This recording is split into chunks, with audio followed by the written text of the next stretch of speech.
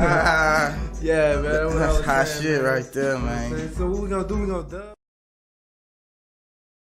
News networks are not even getting clicks like that. So this shows like there's an opportunity for this, what we're doing here on this show.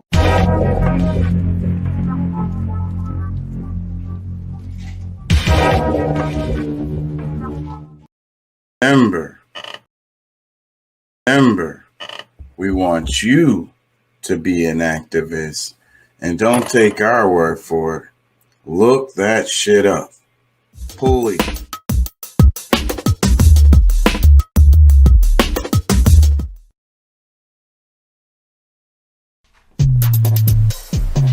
Looks like we got us another hit. Yep. EUX. I'm dyslexic. The King Chuck ENT DEUX. That's the backup page. Please check us out there.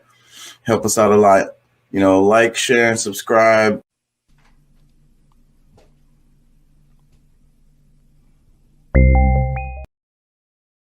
And hope I don't get in trouble for playing that last video. I probably shouldn't have played that shit. I'm always testing the damn waters, bro. That shit gonna get me.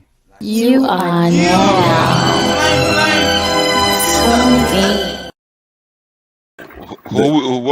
Who and what are we gonna complain about tonight? You are now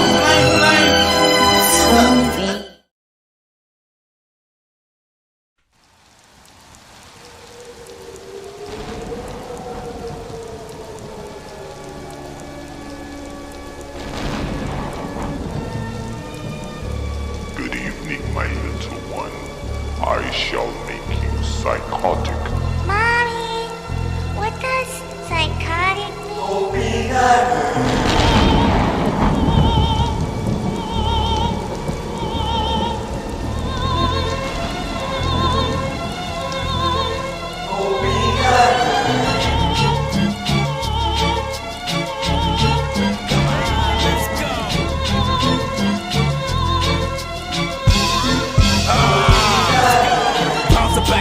For you know I'm swinging bows. I'm about to change course, go home and changing clothes. I'm looking at this bitch, it seems like she's saying no. I'ma hit the streets, though I'm supposed to be laying low. I'm following the buzz, never know which way it go. Keep on bringing heat, cause the G.O.D.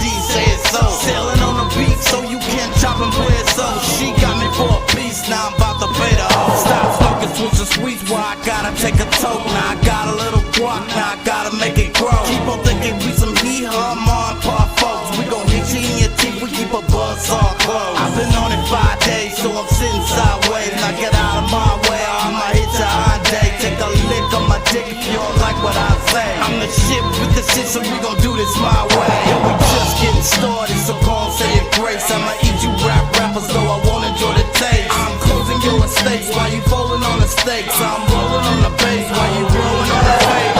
Sitting on the place, not knowing I'ma take your fast, slowing and it's fake. So I'm gonna wait, time will come, down will be done. I saw it and I said that it was great. Mommy, what does psychotic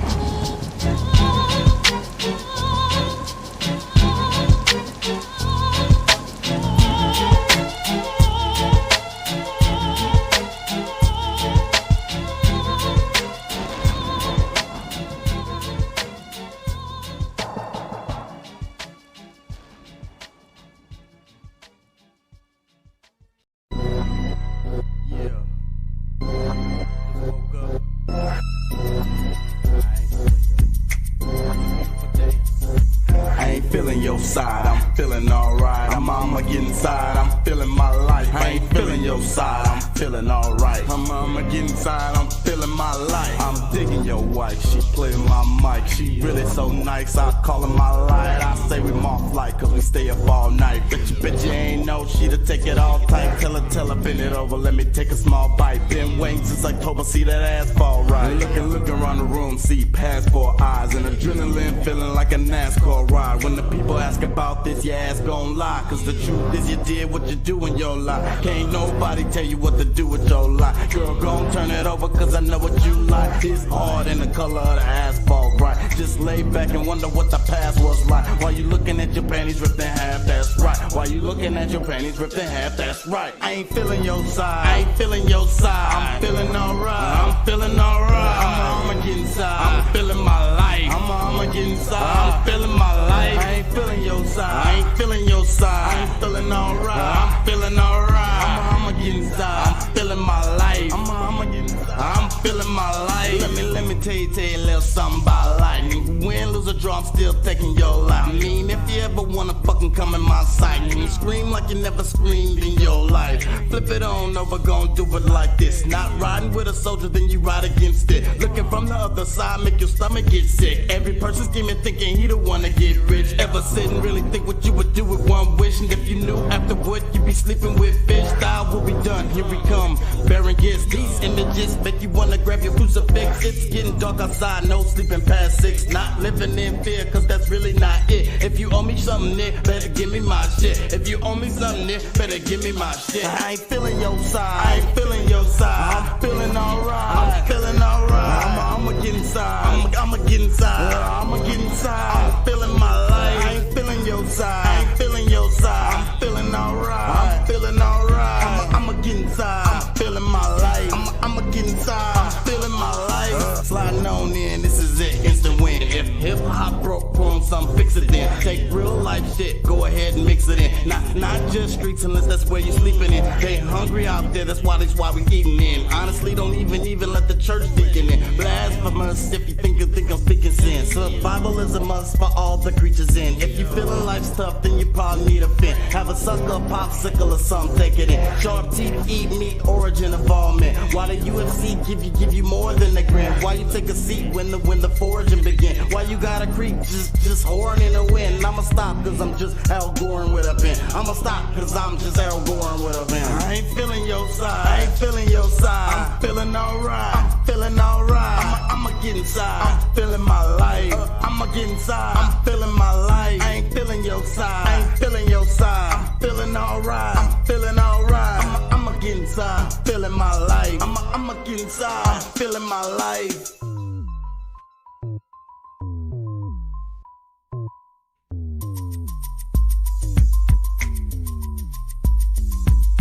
Hitting niggas in they fucking head with a crack. You bustin', I'm bustin' back with a gas that spits venom. Hitting niggas in they fucking head with a crack. You bustin', I'm bustin' back with a gas that spits venom. Hitting niggas in they fucking head with a crack. You bustin', I'm bustin' back with a gas that spits venom. Hitting niggas in they fucking head with a crack. You bustin', I'm bustin' back with a gas that spits venom. You sending black, and when the bottom of the ninth and it's smack, you bleeds the cat's wax, send them back. Wax, send them back.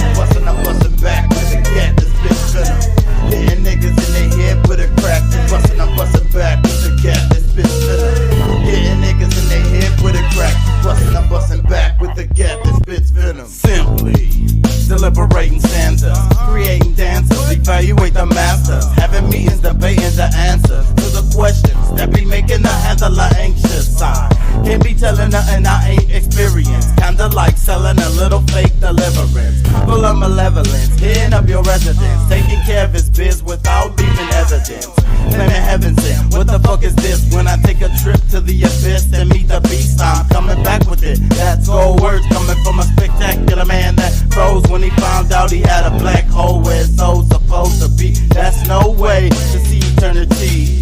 Maybe you believe, but some achieve the pearly gate and still perceive the thing it will be. Busting out the dust, these rough niggas is coming up in the rush to touch the black hole. What? Busting out the dust, these rough niggas is coming up in the rush to touch the black hole. What? Busting out the dust. Rough niggas is coming up in the rush to touch the black hole. Busting out the dust. Rough niggas is coming up in the rush to touch the black hole. Hit niggas in they fucking head with a crack. You bustin', I'm bustin' back with a gat that spits venom. You sending black and when the bottom of the ninth inning smacky please. Cause he ain't suffered enough, hustled enough, scuffle and cuff his hand to a cop, nothing discuss, cutting his nuts to his cock, something to shot, a spark out your heart when you stop jogging in the park. And you meet a nigga dog that bites bark, blood spilling on the sidewalk. Staying in the light is smart despite staying on course, of course, cause the smell of death escapes and not a corpse is rough. Top half man and I'll be damned if that bottom half horse. Hush, lost souls rushing to touch the black hole, wishing to be just gagging and fuss, cause the demon face leaking pus. Busting out the dust, rough niggas is coming up in a rush to touch the black hole. Busting out the dust, rough niggas is coming up in a rush to touch the black hole. Busting out the dust, these rough niggas is coming up in a rush to touch the black hole. Busting out the dust, these rough niggas is coming up in a rush to touch the black hole. What can I say? Lay in my bed at night like it's a grave. Listen to the voices in my mind misbehave. Best to be glad that my mind is away. Voices taking over days makes me afraid. Then I go to sleep cause the voices make me weak. If I reach out for the light, then I know they gonna speak through mutilated teeth. I fumigated beef. I treat my lady sweet. Why do I gotta shriek in the night? Think I'm living right? My insomnia is bringing me to ride. Lunatic lyrical things to keep me from my dreams. I wake up and I scream. Reality to me ain't really what it seems. Imagine an old set scene when you woke up with a cold sweat scream. Roll over on the floor, now you know what death means. Busting out the dust, rough niggas is coming up in a rush to touch the black hole. Busting out the dust, rough niggas is coming up in a rush to touch the black hole. Busting out the dust, rough niggas is coming up in a rush to touch the black hole. Busting out the dust, rough niggas is coming up in a rush to touch the black hole. Hey, 6 niggas.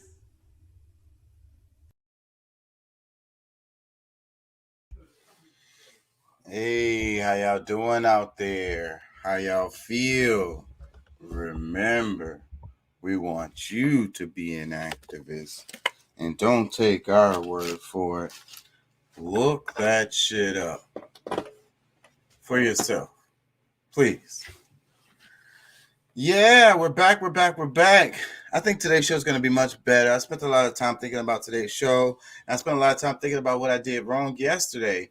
I started off with the technical difficulties and then I never could catch my rhythm after that. So I just felt like the whole show was just off and I kept trying to catch it the whole time. And it never happened. So I apologize for that. But today I plan to be a little more organized. I noticed that I played too many videos yesterday. I noticed that I didn't look at my notes. I noticed that I didn't read comments or read any. Did we read any articles? I want to spend less time playing videos and more time reading comments, articles, stuff like that, and focusing on conversation and stuff like that. So, you know how it goes. So I'm going to start off slow. I want to play a little bit of this. I'm just curious. We're taking action. Today, my administration is also require more than just economic investment. They require police and criminal justice reform. Even though Congress isn't taking action, my administration hears and sees the people who need it badly. We're making changes in the federal law. Police need more money, not less, in order to have social workers and others with them, not just to teach them how to do their job better, but also we need rules that I've initiated federally. No more chokeholds, no more no-knock warrants, requiring federal agents to wear protective body cameras. We're going to sit back while Republican Congress stand in the way of justice. I'm sorry to be partisan about that, but they are. They're unwilling to do anything. We're taking action. Today, my administration is also require more than just economic investment. They require police and criminal justice reform. Even though Congress isn't taking action, my administration hears and sees the people who need it badly. We're making changes in the federal law. Police need more money, not less, in order to have social workers and others with them, not just to teach them how to do the job better, but also we need rules that I've initiated federally. No more chokeholds, no more no-knock warrants, requiring federal agents to wear protective body cameras. We're going to sit back while Republican Congress stand in the way of justice. I'm sorry to be partisan about that, but they are. They're unwilling to do anything. We're taking action. Today, my administration is also require more than just economic investment. They require police and criminal justice reform. Even though Congress isn't He meanders so much word salad that you can't even tell where the freaking loop is in that. I missed the loop the first time. I was like, where's did he start over? Where's the loop? Wait. I heard this before. Wait, did I hear it before this time or did I hear it before last time he was talking? I don't know. Oh, man. I'm going to get into that. We're going to talk about Biden a bit more, but I'm going to wait for some more people to get in here before I go down that road because I don't want to give it away before I have some people in here to talk to about it. There's a meme that if you put if you just draw a hopscotch board like that, people are especially blacks and Hispanics, they'll just walk by and do it automatically for no reason. So this guy's a good example of that. He just walked by, he's like, okay, he's playing the game by himself and shit. Properly too, not even cheating. Look at that. Oh, you got on the line right there. Oh, Megan Thee Stallion is so beautiful. I do not care what y'all think or what y'all have to say about it. Natural beauty. No modifications. That's what the fuck y'all problem is. Y'all want perfection. You want this facelift, lips, liposuction nose. She's just barely getting into the industry, so it probably won't be long before she starts going down that road. Body sculpting using surgical means.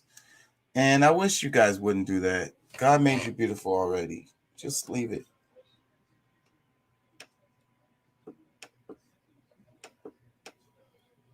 That's how I feel about that one. Freaking this culture that we live in of perfection. And then it's an illusion because there's nothing the more closer you get to what you perceive as perfect, it's going to be it's going to be further away from perfect. God created things perfectly, so any modification that you do on it is taking it away from its perfection.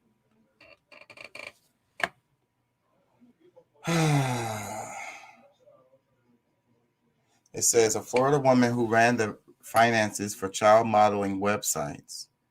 She ran the finances for child modeling websites that sexually exploited Eastern European kids is sentenced to 151 months. That's one of those stories that sound like the headline is not really telling you. And then it's like, why is this a story? So there's something to that. I don't feel like looking into it, but there's definitely something more to that story. Wall Street Journal says the Omicron BA2 variant has dominated new infections in the U.S. for weeks without setting off a major surge so far, raising hopes among some public health experts that the nation might dodge a more significant hit. Okay, Wall Street Journal.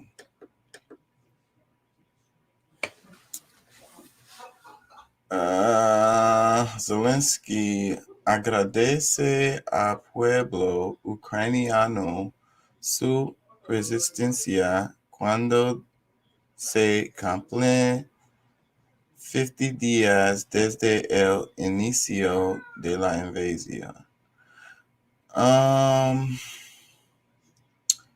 Yeah, I saw that same story on something else. Why do they keep covering that lady? That's the same lady. Oh, this looks cool. Does it have sound? No sound? Looks cool anyways.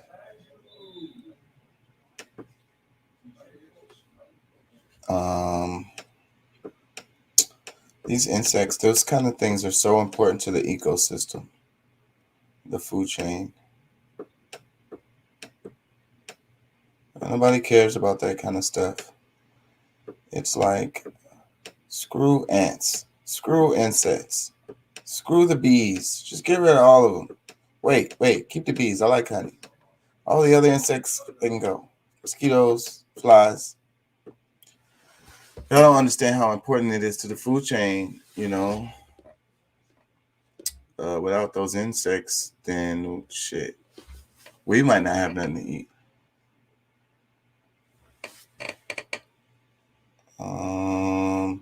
Yeah, I'm a little early right now, so I'm just giving this time, y'all.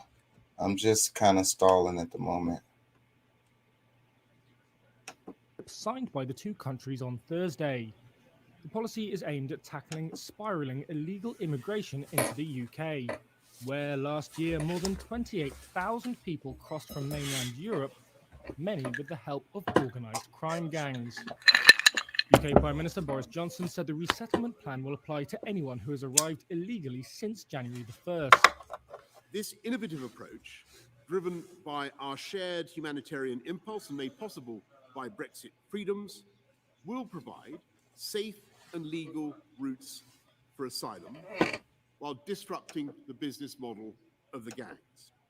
Britain's Home Secretary Priti Patel was in Kigali to sign the deal, which will see the UK initially contribute just under $160 million.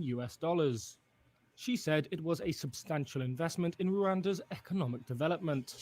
Rwanda's Foreign Minister Vincent Biruta said migrants would be given education and employment opportunities and the chance to make new lives as full members of our communities.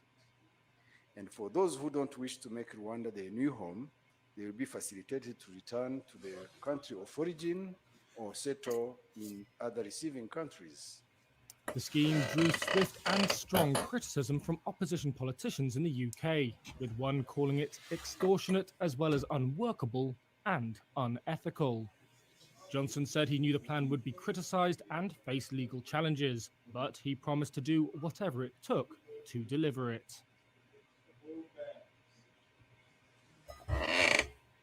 That's it.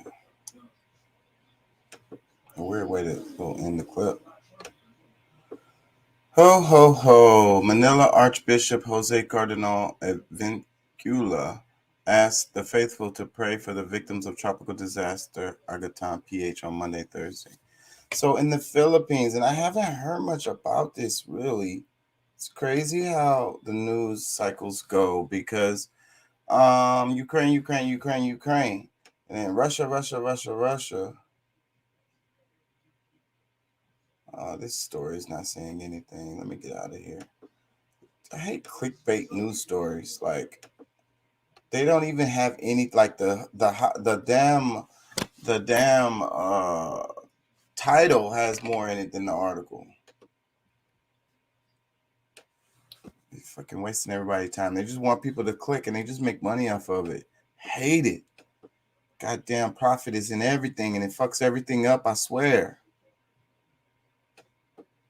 Governor Amick demands Mexico stop illegal border crossings. There will be economic consequences. That sounds a lot like what Trump was saying.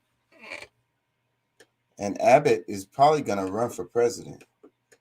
I've been saying that for the longest. DeSantis, too, out of Florida.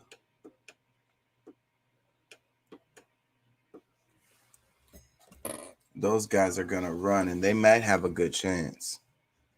That's who you're looking at. You're looking at Abbott, DeSantis, and Trump in this next presidential cycle.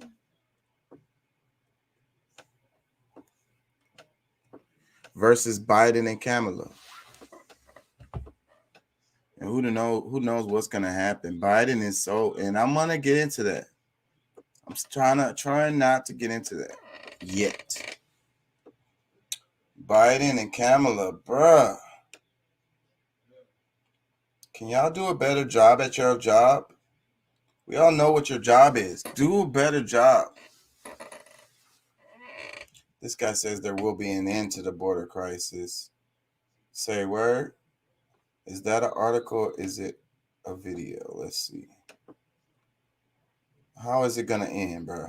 I'm very curious to hear what you have to say about that, buddy. Oh, y'all not going to show it? 1 minute? Okay, let's hear this.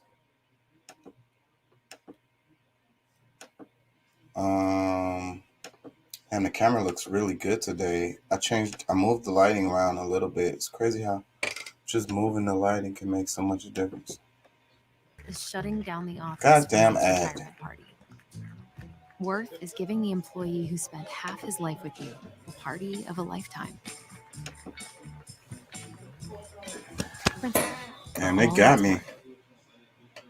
That ad got me. National Border Patrol Counsel Brandon Judd. Brandon, real quick, and I want to get to a really interesting second story as well. We all know Title 42 was always a Band-Aid to begin with. It's not an actual policy. But could they actually look at this and say, we cannot unleash this? Or is the Biden administration hell-bent on opening the whole thing up? They are completely bent on opening everything up. And you said it earlier. You said that it's by design. It is, in fact, by design. They are doing this on purpose. They know exactly what they're doing. This administration has some very intelligent individuals at DHS, and they know what's happening. They just don't have the will to push back against this White House and do the right thing for the American public. I hope every single one of your viewers are outraged at what's going on the border, because I know we are. Every single Border Patrol agent is extremely frustrated and upset about what's going on the border. We are seeing people that are coming across the border and just being released. They're taking selfies at the wall. That shows you that they have absolutely no regard for our laws. They know that they're going to get released. They're being rewarded. This administration has brought back the catch and release, and that is what has put this crisis on steroids. And there's no end in sight, and that's what's so unfortunate for the American public. I thought the name of the title of the thing said, oh no, it said, will there be an end to the thing? Okay. So, but then automatically they just jump on that rhetoric we talked about for a whole week of the surge of the open border. Like, yeah, they just have the borders open. And I hey, people mad at me, but I'm just saying the border, I don't think it's open. I'm sorry, y'all. That's how I feel. I call bullshit. It's emotional. You saw how emotional the guy was on the screen when he was talking. I'm gonna move on because we talked about this so much last week or week before.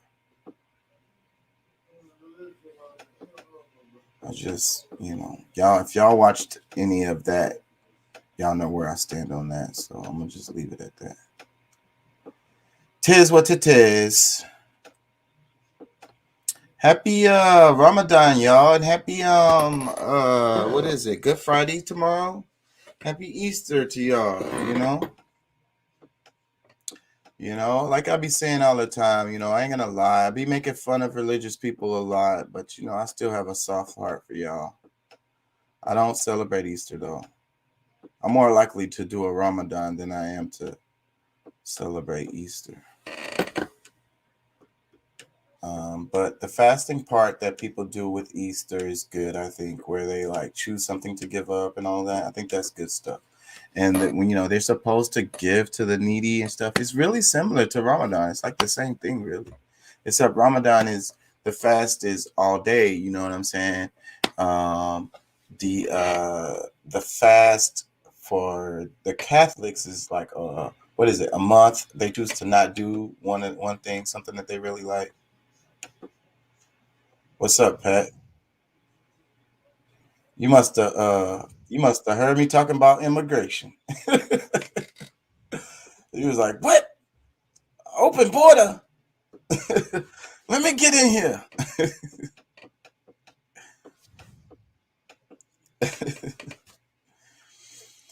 Oh man.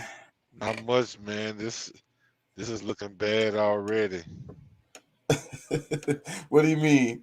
This is gonna be an ugly show. I ain't gonna lie. I'm finna get ugly. But go ahead. What you was gonna say? Say, bro. Did you Yeah, get? I was like, wait a minute, hold on. Get the phone on my phone. I was like, Oh, looking at the titles and stuff. Yeah. So okay. So let me explain. Okay. The name of the show today is Batman is Actually the Villain. What did I put under the caption? Damn it, I don't remember the caption. And but I wanted to cover. Let me go back because I want to cover yesterday's title because I didn't cover it yesterday. Yesterday's show was so disorganized. I always cover the title, but I didn't cover it yesterday. Yesterday's title was gas station pump ads. And under the description, I wrote traffic sucks, so does inflation, and media lies. So, gas station pump ads. Let me explain that title. The gas prices are up, and that's more time that you're pumping the gas. And those little the little screens they have now at all the nice gas stations that come on as soon as you start pumping the gas, and it goes right into some ads. So depending on how long you're pumping the gas is how many ads are going to show on there, because it shows an ad, and then it shows another one, then it shows another one, then it shows another one until you finish pumping your gas. So the reason why I named the show yesterday Gas Station Pump Ads is because I was thinking about it. I was like, so, a lot of the banks, a lot of the fucking revenue, a lot of the investing, a lot of that shit, ads are a big, huge market, stock market, all that, because they know ads work.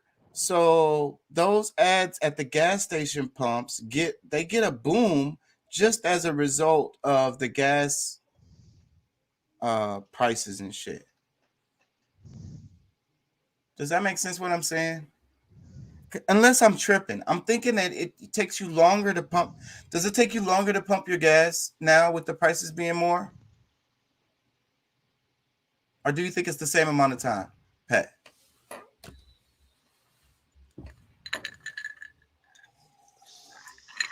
You there? I'm not getting you if you're there. Somebody's knocking. Oh, somebody's there. I'm not there. I'm busy. Anyways, that was the explanation of the gas prices, gas station pump ads. I think that the gas station pump ads are getting a boom as a result of the gas prices. So it's just what I'm saying is they're all winning out of this.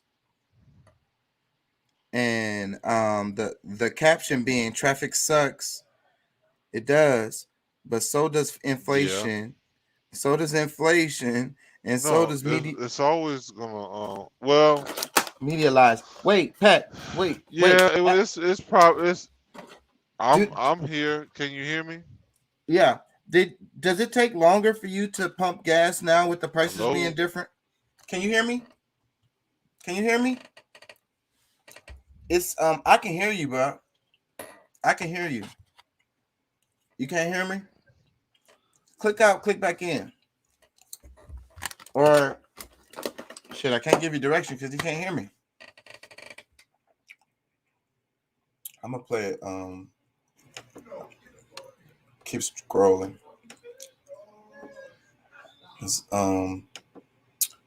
When you back in, let me know when you're back in. I lost my train of thought completely. But today, the name of the show today is Batman is the Real Villain. I really want to look at my caption that I wrote on that shit. It's not gonna let me see it. Oh, I'm getting a text. Hold on, y'all. Fuck me running. Too much going on.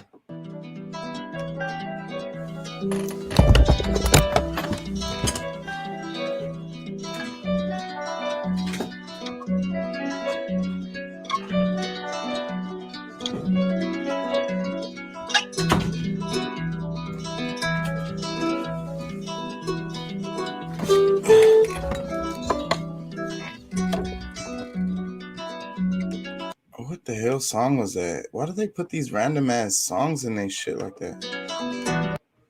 It just be a random ass guitar loop. It's so fucking annoying. Can I look at this on YouTube, y'all? Give me a second. I'm trying to get my shit together. Give me a second. We coming. Okay, here we go. Biden is the laughing stock of other countries. That's what it is.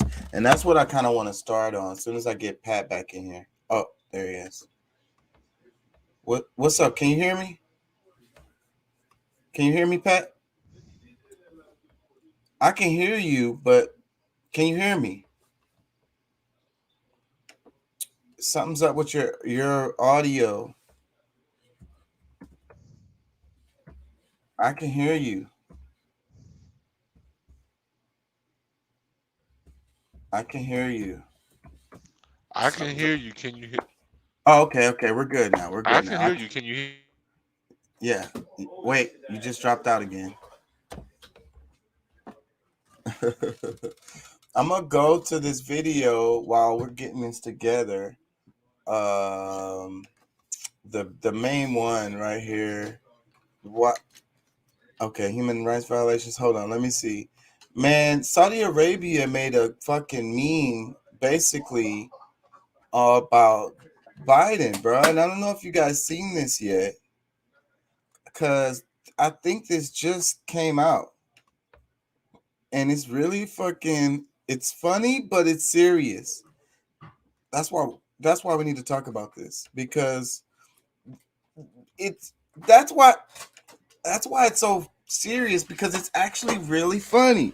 Like, they make fun of they made fun of presidents around the world before in the past, and they had the big blow up doll of Trump as a baby, and that's funny. But this kind of funny is like another level funny, bro. And then wait, something happened. And can y'all hear me? Fuck, what the hell? And then freaking not only is it funny, but there's too much truth in it. And then it bothers me. Like, they found a way to offend. The fuck is happening? Can y'all hear me? Oh my God. I deleted files. What is happening? I got too many screens open. Close this fucking Facebook. Facebook be fucking freezing my shit up. I think it's Facebook that be doing it. I'm closing Facebook until Doc is here. Let's close Twitter too, because we're not going to use that for a while. Now, come on, you guys. What's going on? Why is my screen black? Can y'all hear me? Anyways, I'm going to keep it moving. And then I'm going to play with the green screen as I get this video going. But we'll talk. What the fuck? The screen did this weird shit again.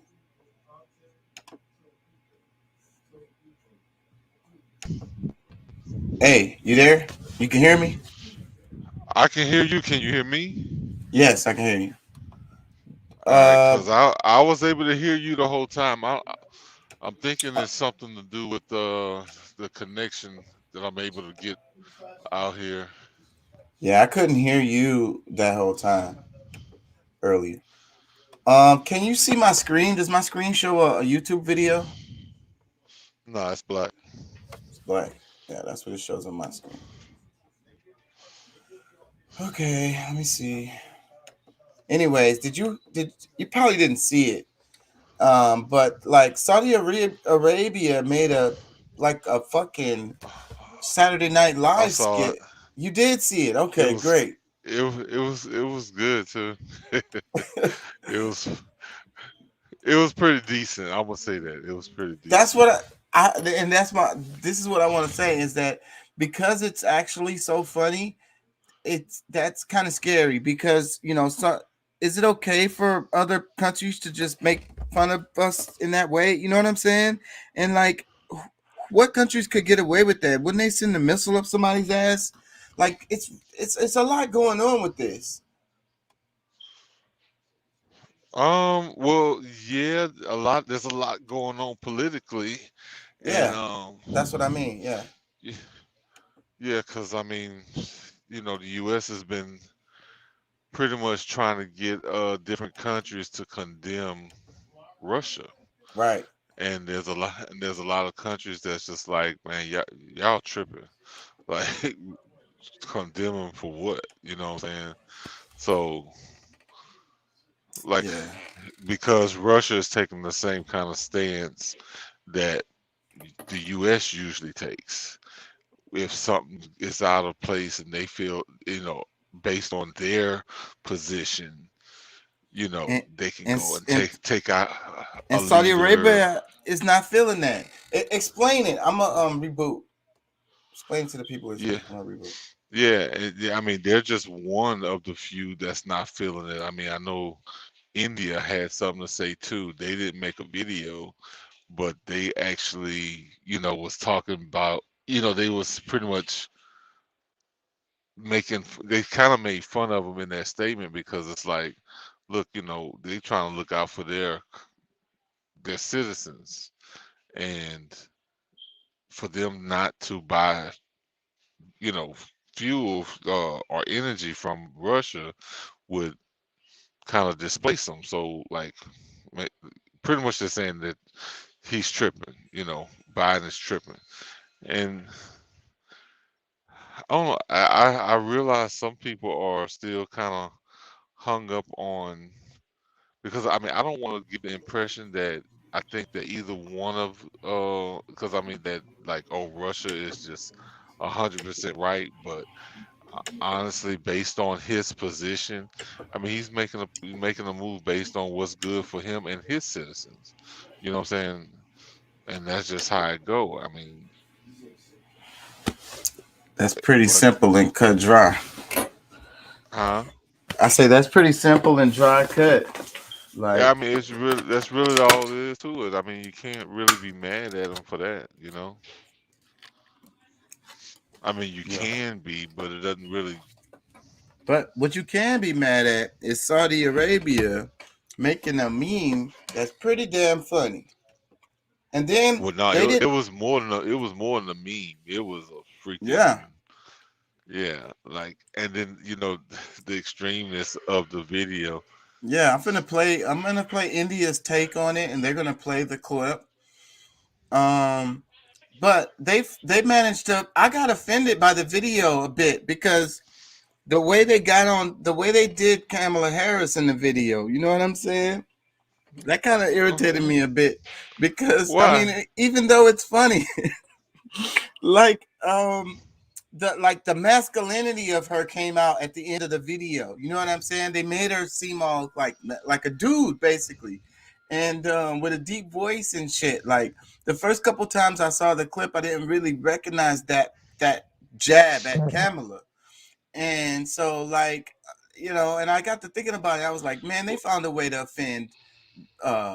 They found a way to offend American citizens, Democrats, offend Trump, offend women, offend black people. Like they were checking all the boxes. Well, I mean, if you the type of person that's really like rooting for all this crap that's going on, yeah, I laugh at your ass too, because I mean, for one, like. Really, this has nothing to do with us. It's more personal for Biden because of his, different interests that he has going on over there.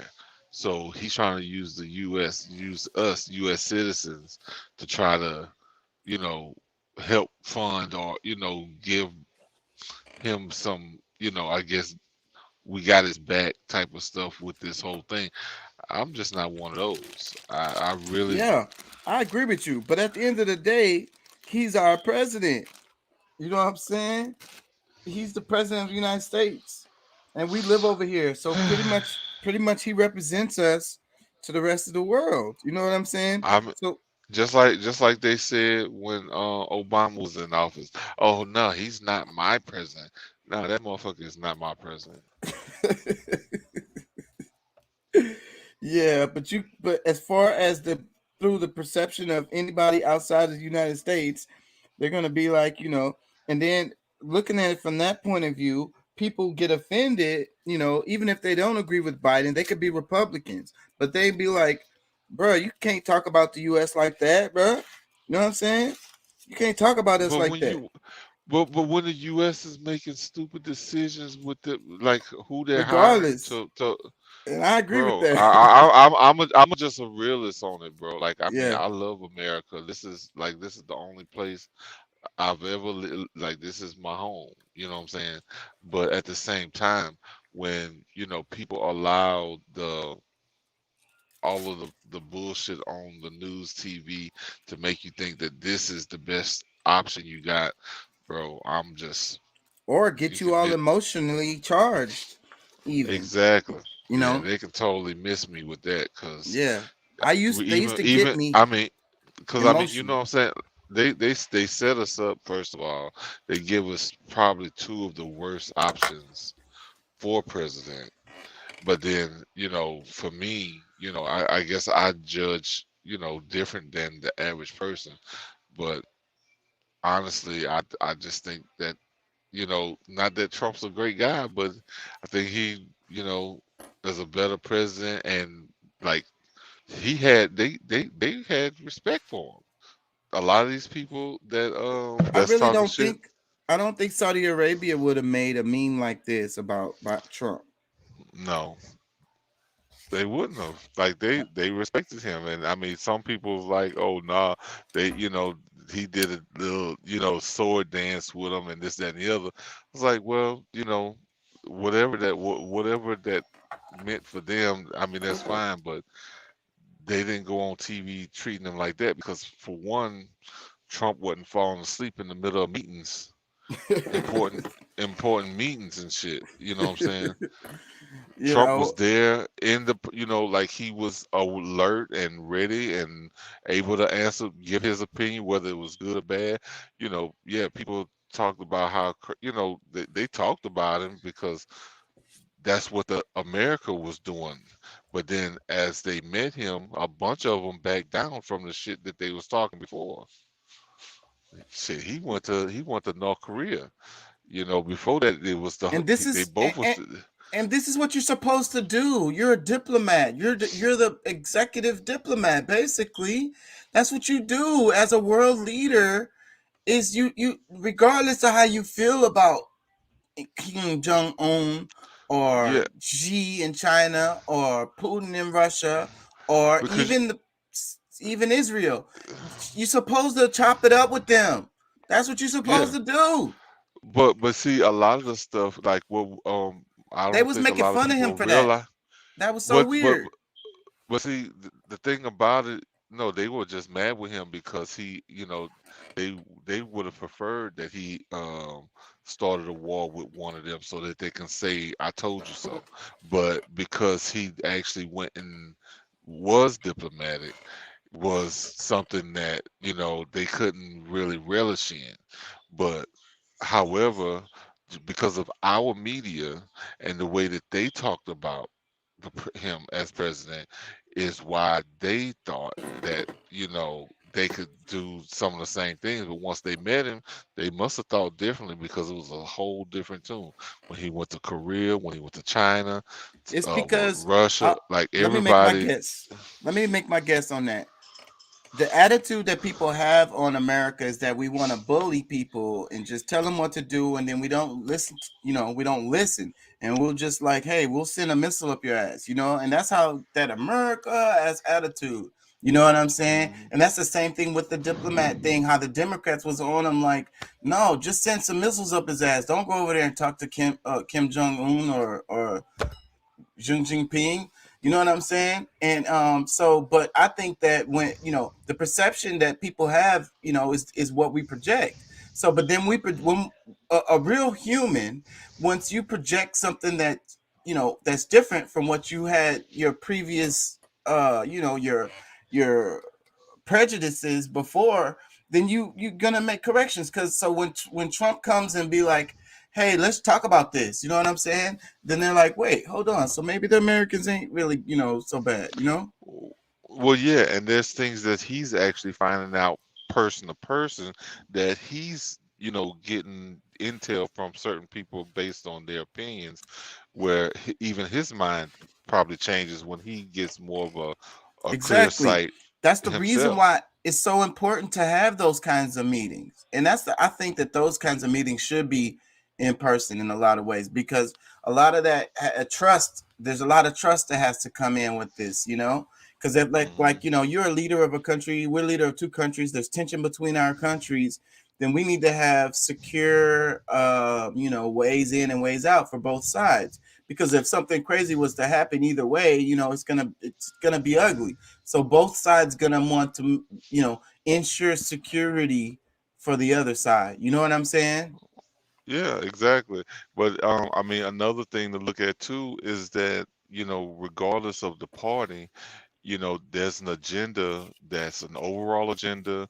There's agendas per party, and then there's individual agendas. Right. So, based on where each individual sits, that's going to change on how they see the, what's in front of you. And look, and this is to not in Trump's defense. His personal agendas was also a reason that gave him more likely to want to get in there and chop it up with people, right? Because it benefits him financially for his personal businesses related to properties and real estate and hotels and shit like that,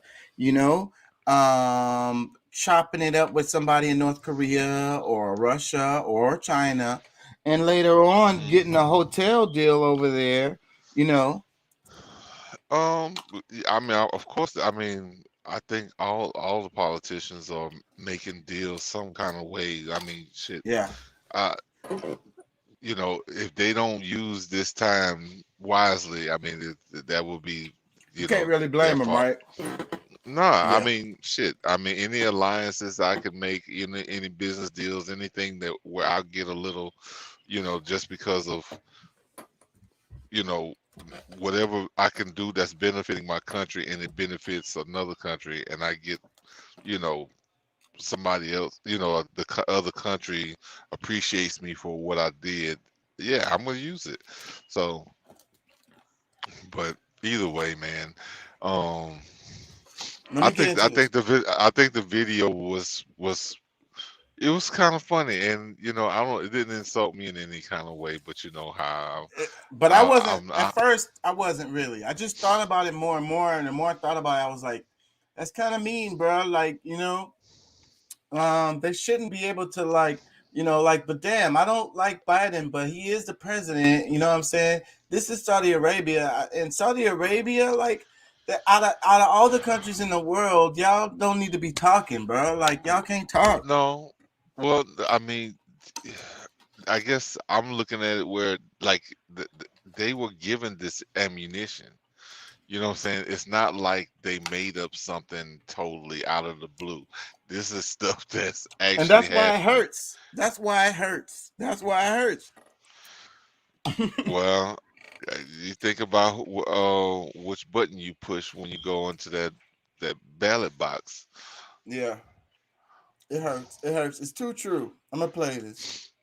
Since the war in Ukraine started, the kingdom's ties with the US have been getting worse, mostly because Riyadh has refused to condemn Russia, also refused calls to release more oil to Europe.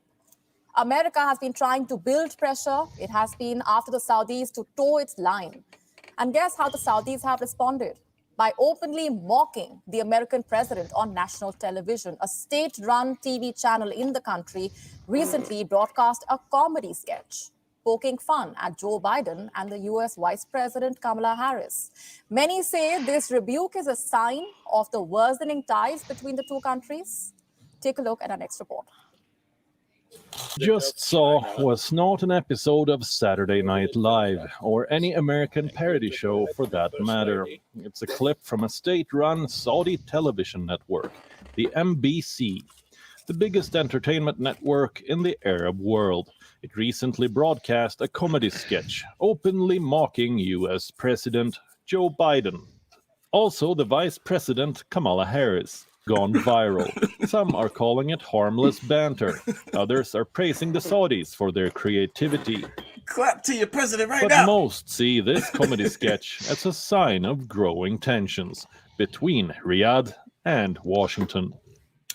Hey, This assertion is not far from Alright, the hold on. Let me truth. pause it. Relations. Go ahead. You can't forget they just left the damn Afghanistan. Is that what you're gonna say? no, they Oh. just left not Saudi Arabia. What the government summits was Yeah, I don't know where it was at. Dubai. Yeah, Dubai. Yeah. Yeah, they just left Dubai. So I mean, I know I heard one of the I don't know, it wasn't the prince because I think that was, but however they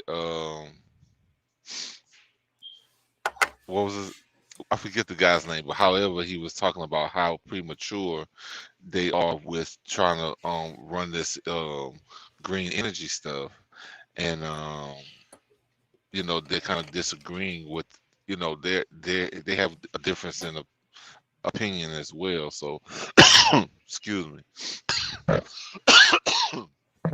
Like a lot of the world, like they're not ready for this green energy stuff because like infrastructure is nowhere is really set up how much it's going to cost, and it's not like he wants a plan that's going to progressively like he wants to flood the market with this stuff like in the next year 2 years. I don't see it. Well, basically, And we're a laughing lot of them don't. stock. We're a laughing stock, bro. We're a laughing stock as a country, as a nation, as a government. We're a laughing stock, bro. Like that's why I said Afghanistan, because I bet you them dudes over there laughing like a motherfucker. The Afghanis and the who is it? The Taliban and them. I'm sure they found this shit fucking hilarious. I would say so. And then you gotta wonder. I was gonna say other countries, India, everybody, a lot. So, bro, look, I hate to say it, but I mean just me stating the truth. Like we went backwards when we got this president. What's up, Deuce? You there? Did you? Yeah. Did you see, What's going on, bro? Have you seen this clip? I want to play it back anyways, just because it's so funny. They're like, is this from Saturday Night Live or some shit? I know, right? That's No, why it's so it's funny.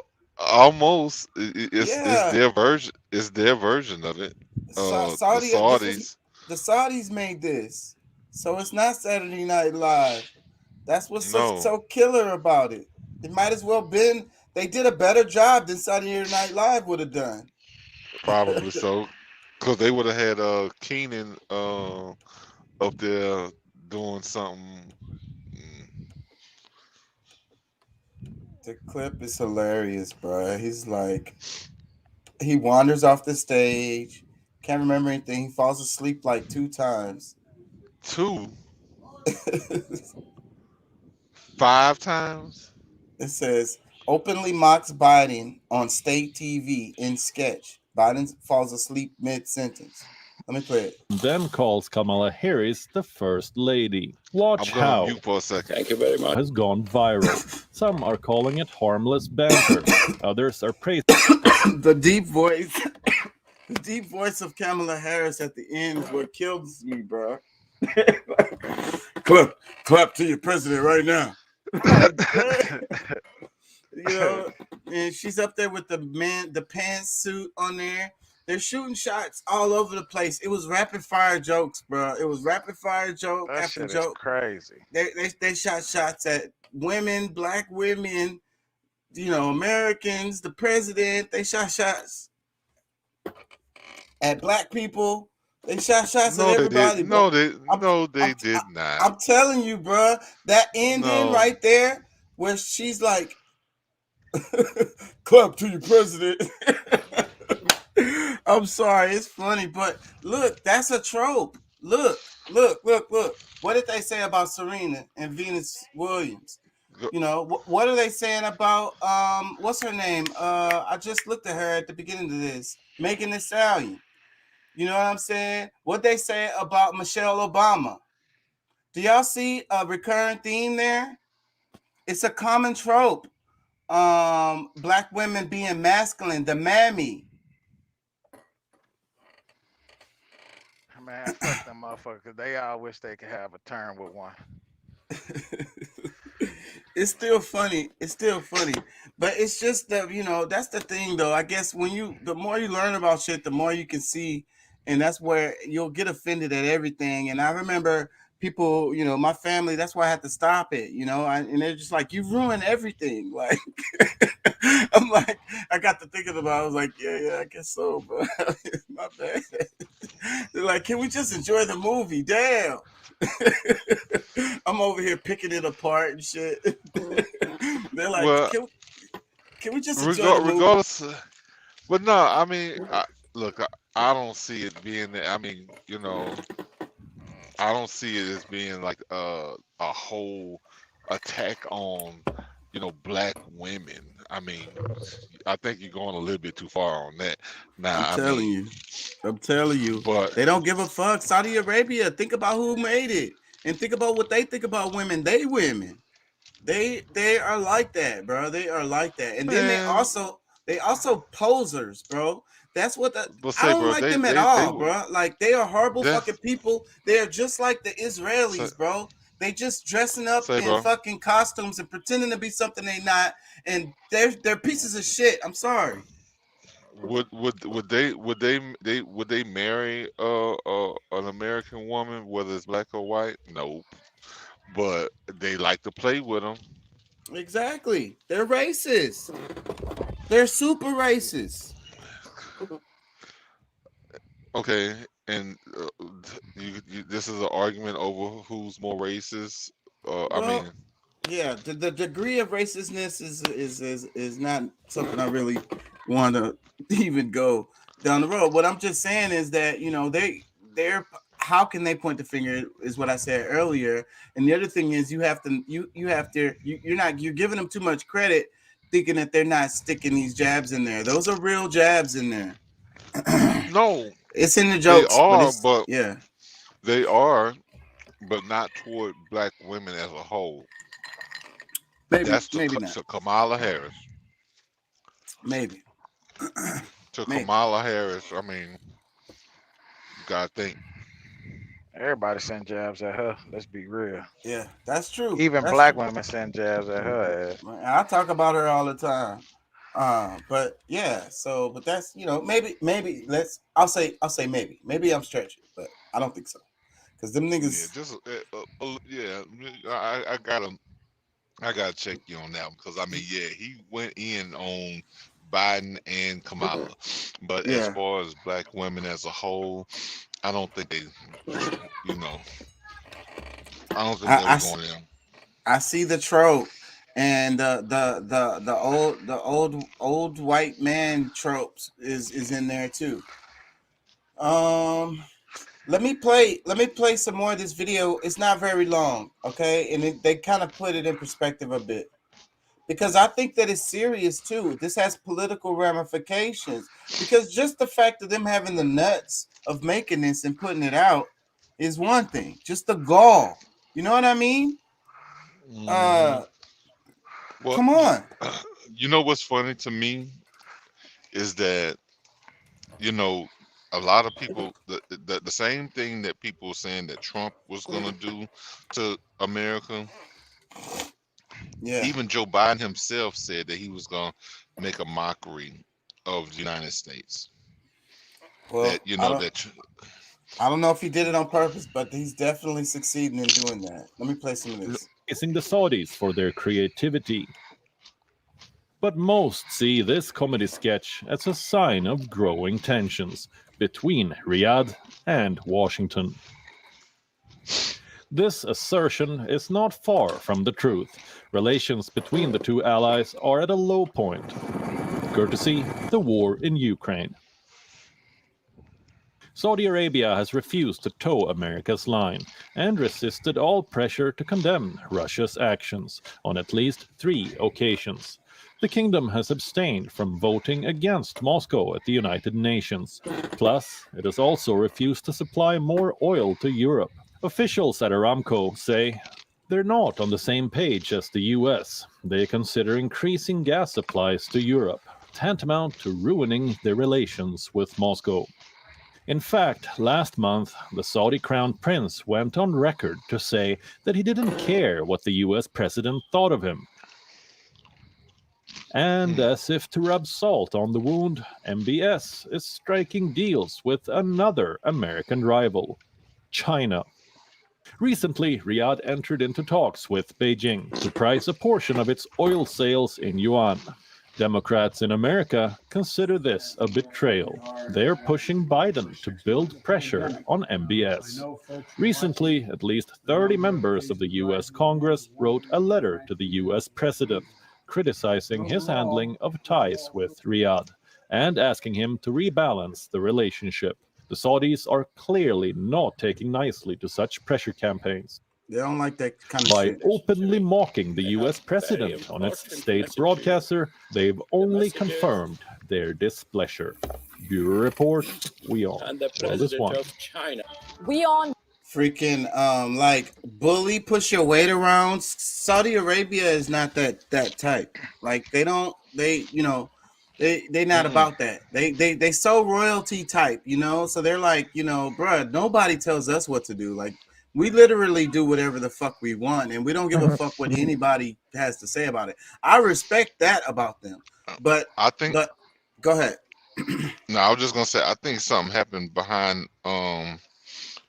that we just haven't heard about or really can understand just yet. Like over time. Because for whatever, because like you said, that's out of character for them. Like there's so many things that happen to where, with the U.S. they back them up, but it's never been a point where they just like, nah, dog, I'm not. They never really just came out and just like talked bad about us because they are our partners in a lot of ways. We sell a lot of weapons to them. And we buy a lot. What is it? Oil. We buy something from them. Like there's stuff we sell to them, and there's stuff we buy from them. They're a major trade partner for us. Yeah. So I think it's mostly arms and oil. The whole OPEC, deal, whatever they. And the petrodollar, all that shit. So that's some economic. That's some political. Turmoil there. So the Ukraine thing. And then Russia, providing so much natural gas and so forth to Europe and a lot of those, because people be tripping, bro. That's why I need to pull up Google Maps right now, because they don't realize that that's right there, bro. Like, like they talk about the Middle East and they talk about Europe, and then people just don't understand, like, North Africa. It's the same little space. So, okay, this stuff Russia is fueling all that whole region, bro. So, so the United States is like all the way over to India, bro. So the United States is like, they're fighting Ukrainians and they're doing all this stuff over there. So everybody needs to stop buying their gas and stuff. And we got sanctions on their stuff and we're not buying none of their stuff. And we want everybody to stand by us on that shit. And then you got a bunch of countries that's like, nah, for one, I need this gas. Like, I care more about this gas than my relationship with your ass. You know what I'm saying? Like, my niggas is going to freeze to death if we don't get that shit. Exactly. That's the part right there. Because it's like, you want me and all of my, all of his citizens to suffer. To suffer because of some kind of bone he's got to pick with Russia. It's like, bro, like you tripping. Like, I mean, like enough is enough, bro. Like you tripping. You all the way. What is you smoking? Tripping. Yeah. Like you, like what the hell made you think that that could possibly even be a thing? They're gonna be like you smoking that shit with Hunter. Yeah, but that's probably what they're saying. You know what I'm saying? But they're saying he's senile, you know, that he's like not all the way there mentally. But I think he's playing his role. I think that you know, it's the rhetoric, like the word salad. I played a clip of him earlier at the beginning of the show, and you couldn't even tell where the loop was because his word salad meandering just goes on and on and on and on. And it's because he's been in the politics for a long time. He knows, you know, the buzzwords. He knows what supposed to be said. You know, it's the same rhetoric. You know what I'm saying? He don't have to think about it. It's just the words are just falling out his mouth. Well, yeah, because it's one what's the term they use? One word, one voice, one something. However they do it, but the point I do want to make before we switch to anything else is that if you look back all the way to the 80s, United States and Saudi Arabia have been tight on everything. That's what I'm saying. Yep. So we talking about now where this is like a 180 move on both parts. I'm gonna say. So it's a big deal. It's a big deal. deal. And then he's there. He's directly, you know, the prince. He's directly making new alliances with United States' biggest adversaries. So that's a big deal because look, and I want to bring everybody else's attention. I want to bring people's attention to the Khashoggi. Remember the Khashoggi thing?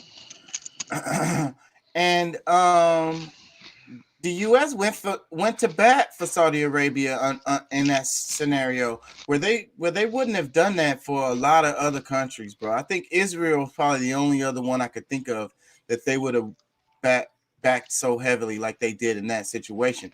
This was an American citizen who was a journalist, and he said something bad about Saudi Arabia.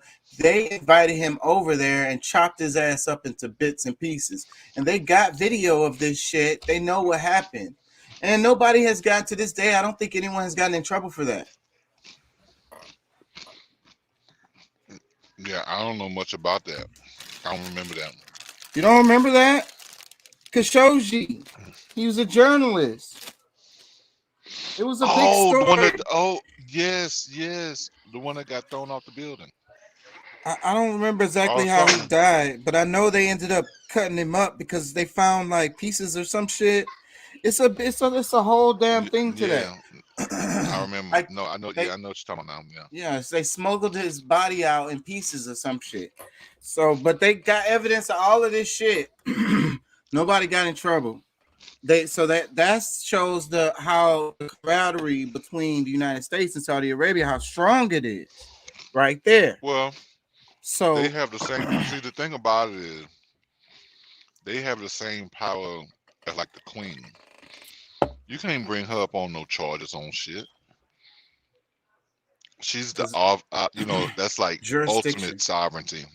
Yeah, that's like the ultimate sovereignty. It's like you don't have jurisdiction over me. But I hate that shit because the motherfuckers with them damn costumes. Shit, I could put on a costume and call myself a prince too. What the fuck? Ah, man, that makes me angry. I ain't gonna lie. I want to read some of these comments underneath this particular video. Let me see.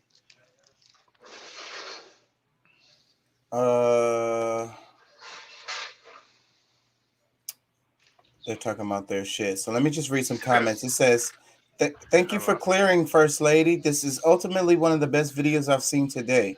It's not mocking. It's spot on truth. I don't understand why American news outlets failed to highlight this and preferred to remain silent on Biden when they were proactive on Trump. And I haven't seen none of this clip in the mainstream media either. I saw it on Instagram. That was the first place I saw it. And then I was scrolling on YouTube and I found this video. But So have you y'all seen? pretty much what this thing is letting you see how biased, how democratic, how like it.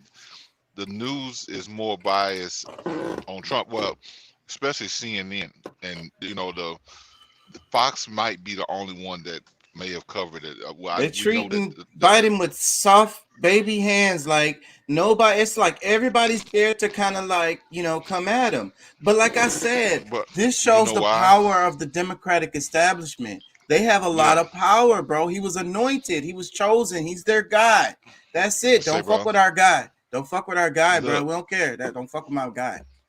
here, let me just let you let me just let you know that I'm gonna let you know why it is that way, because Joe Biden is a real gangster.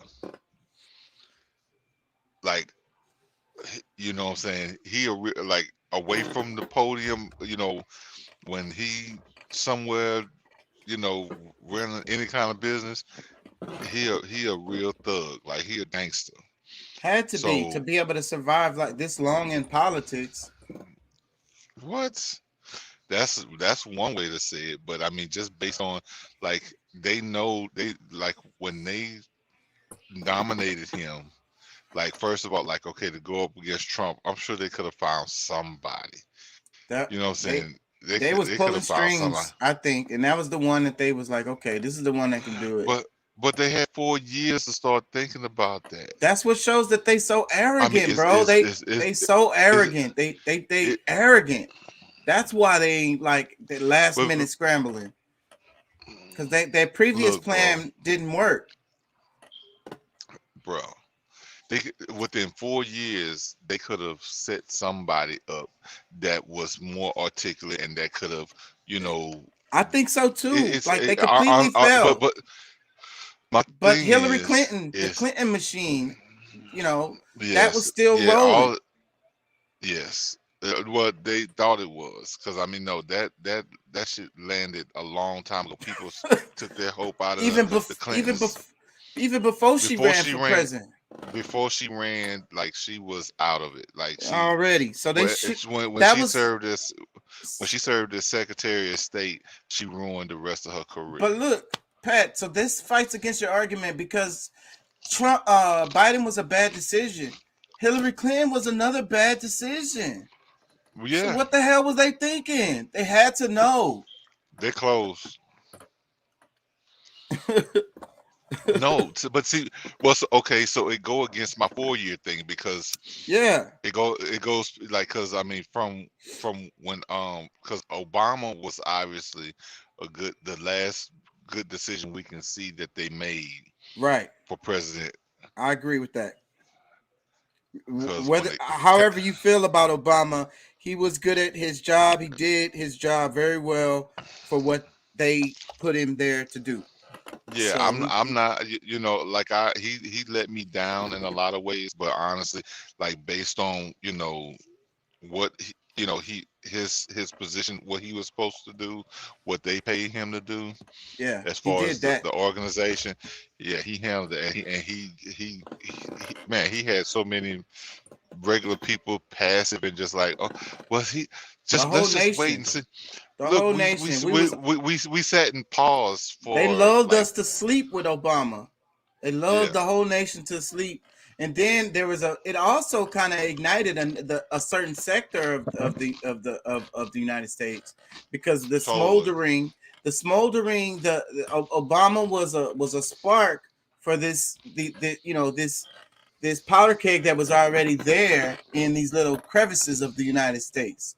So while the majority of us was lulled to sleep with Obama's lullabies and his smoothness, the whole dynamics of his family, like all of it, it was perfect. Yeah, perfect. You couldn't do it any better. So right now we can say that his, that was the end of their good decisions. Since then, because of legacy, they owed it to her to put her up as the first female president. As far Clinton, Hillary, So, and she probably demanded it. It's like she didn't give a shit. She no, it's my turn. Y'all shut the fuck up, and I'm gonna win this, and we're gonna take it home. And they rolled with it. They Nope. did what they were supposed to. They did, because of her power. You gotta Right. think too. She's a gangster too. Right. She, because of her power, she was The able reason to. why she muscled Yeah. it. She muscled that shit. So, but then you got to look at Biden again, because then that goes another connection to Obama, and that's a big reason why he won. Yeah. Just his connection to Obama alone. That's Mhm. it. Nothing else. That's it. Because I mean, a lot of people was able to look past some of the bills that he wrote that destroyed a good segment of Black America. And it was the black community who put Biden in there. Oh yeah, most Ugh. definitely. Makes you sad. So Yeah. so you saying Biden is a thoroughbred. He gangster. Well, tell you look, what, his son you was in Ukraine dealing some shit that he was dealing, and we know Biden's not all. I mean, Hunter's clearly not competent, but Ukraine is full of a bunch of damn gangsters. Them is Russians. You got Nazis. You could get popped over there easily.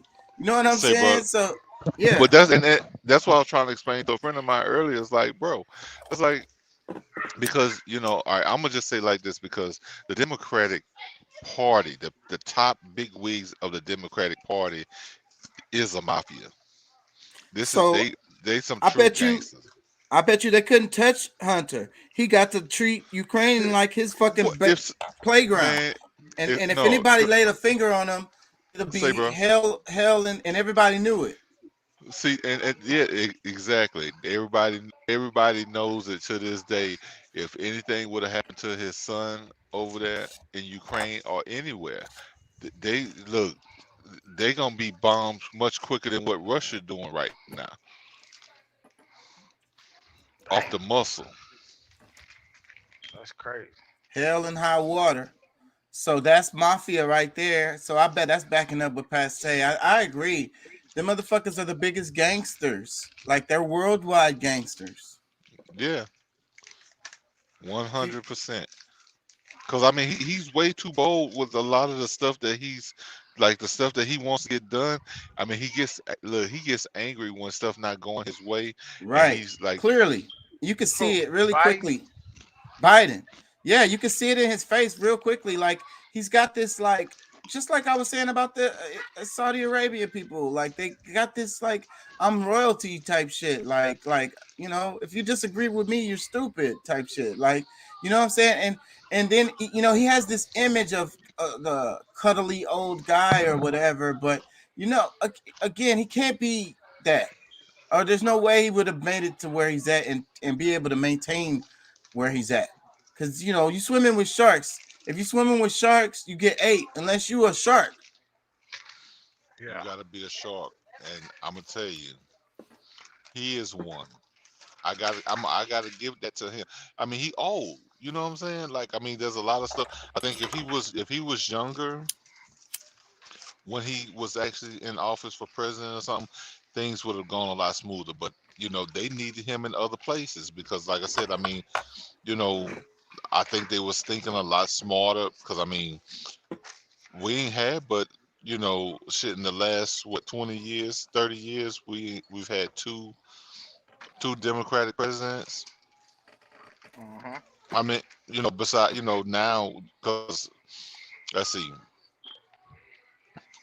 Well, it's been back and forth because, all right, Bush Sr., Clinton, Bush Jr., Obama, Trump, and then now it's been kind of balanced. It's been pretty balanced. Let me read some more comments because these comments are funny, bro. I love it, bro. Like that, that's what I do on the show. I want to hear perspectives, and also the news like to make people think that they're dumb.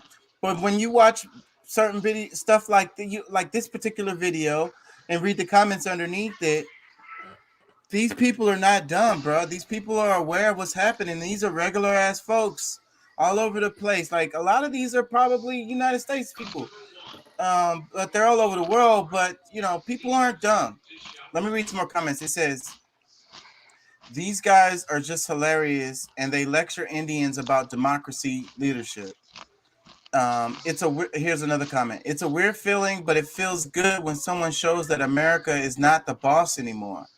Edit. People don't get confused. I meant as a bully. Since world is getting multipolar, being a bully is seemingly difficult.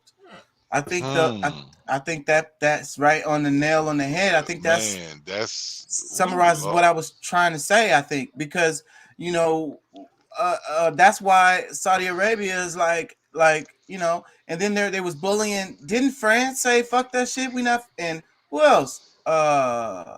Germany, Le Pen. No, wait, hold on. What country was that?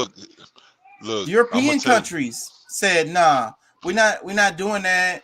We're gonna keep on buying our gas from Russia. Fuck that shit y'all talking about. And fuck how you feel about it. Because even if they try to sell it, like it's such a big process for them to try to even get natural gas from United States to Europe. Like it doesn't make sense any other way. Logistically, it's just dumb. Because it's gonna cost more. It's gotta go over an ocean. And they have pipelines. Yeah, they already have a pipeline coming from Russia straight to Europe already. No, it's got to be converted from liquid to gas and then back from gas to liquid. And then transported over the freaking ocean. Yeah. If it's coming from the US to get to Europe, that's a long ass fucking way. So that's gonna go add to the price tag. Why do we want to pay more for our gas? Because some shit, whatever the hell, just because of the United States want to put sanctions on Russia? No, bro, we're not feeling that. A lot of people see, and anybody listening, y'all need to realize United States is hiding behind the title of NATO. They are NATO. They're the ones that's pushing everything that's going on right now. Yeah, and that's why I be accidentally saying United States when I be meaning NATO sometimes, because in my brain I don't distinguish them. In your heart, your spirit tells you where all of the animosity is really coming from. Because if you think about it, this new guy that's in Ukraine,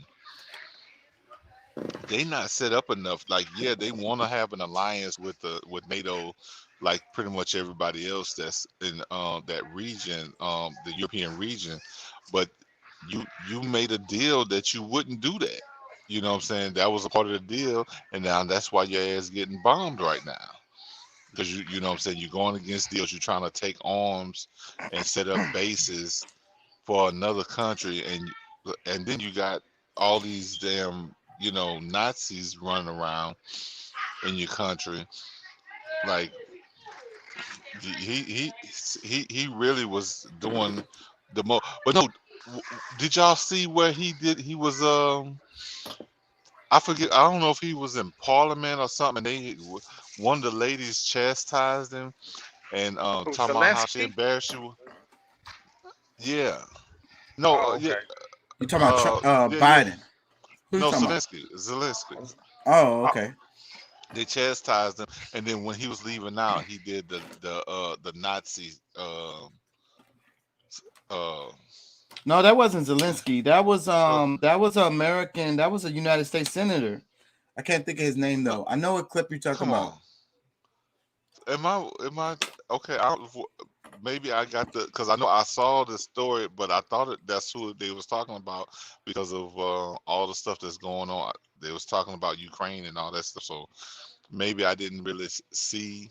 That was a United States senator, sitting senator, present senator who did that, and because that's even worse. So Zelensky couldn't. Zelensky, it would be really bad if that happened because of all of the stuff he be saying.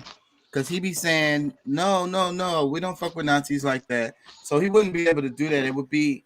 It would go against what even though he is compromised by the Nazis. but he can't come out like that. Let me read some more comments. It says Bamela Barris' role is played perfectly. Chu Chiden is a usual sleepy guy. Sad to see American Pie accident is in the hand of some jokers. It's another comment says spot on, LOL from an American citizen. You got it right. Another comment, they portrayed Kamala way much smarter than she really is. Biden is just too accurate. Another one says, Saudi, keep it up with these skits. This is what is really going on in America. Wow. Hey. It says, they are mocking those who voted for that creature, and they are right to do so. They should do more. It's really funny.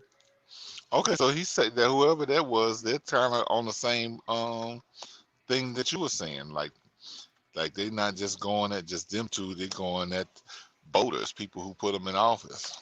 See, I'm telling you. This skit is more hilarious than an SNL has produced in the last 10 years. That's not me saying it. That's a comment on this page. And I agree with that comment. That could have came out of my mouth. That's why I had the disclosure. Say it again. It says this skit is more hilarious than what SNL has produced in the last 10 years. I could have swore I just heard him say that shit. I'm telling you. I heard him say that shit. I don't know. It was I don't know. It was that light skinned Negro podcast that said that. We got two, but we got one with hair and one without. Oh damn. Well, one without and one that's losing theirs too. Bruh. Talking like fuck both of y'all niggas. Shit. They laughing at Biden way harder than me. So shit. The whole damn world's laughing at Biden right now. Bro, everybody laughing at that guy, bro. That's gotta be embarrassing. What if somebody just sends you the sketch? They don't give a fuck, bro. I honestly, not to cut you off, bro. Yeah. But I don't think they give a fuck, bro. Like you may have some of the people that are in their cabinet that are like, oh my God, this is ridiculous. But at the end of the day, Biden and the ones that put him in there, they don't give a fuck, bro. Because at the end of the day, they shit still getting pushed through. You know what I'm saying? It may not happen as fast as they want it to, but at the end of the day, bro, his shit is still getting pushed through. We can laugh and ha ha all we want, but hey, the look, shit is still happening. When I'm gonna curtain say calls, this. it's gonna be a sad day. Look, I'm gonna say this.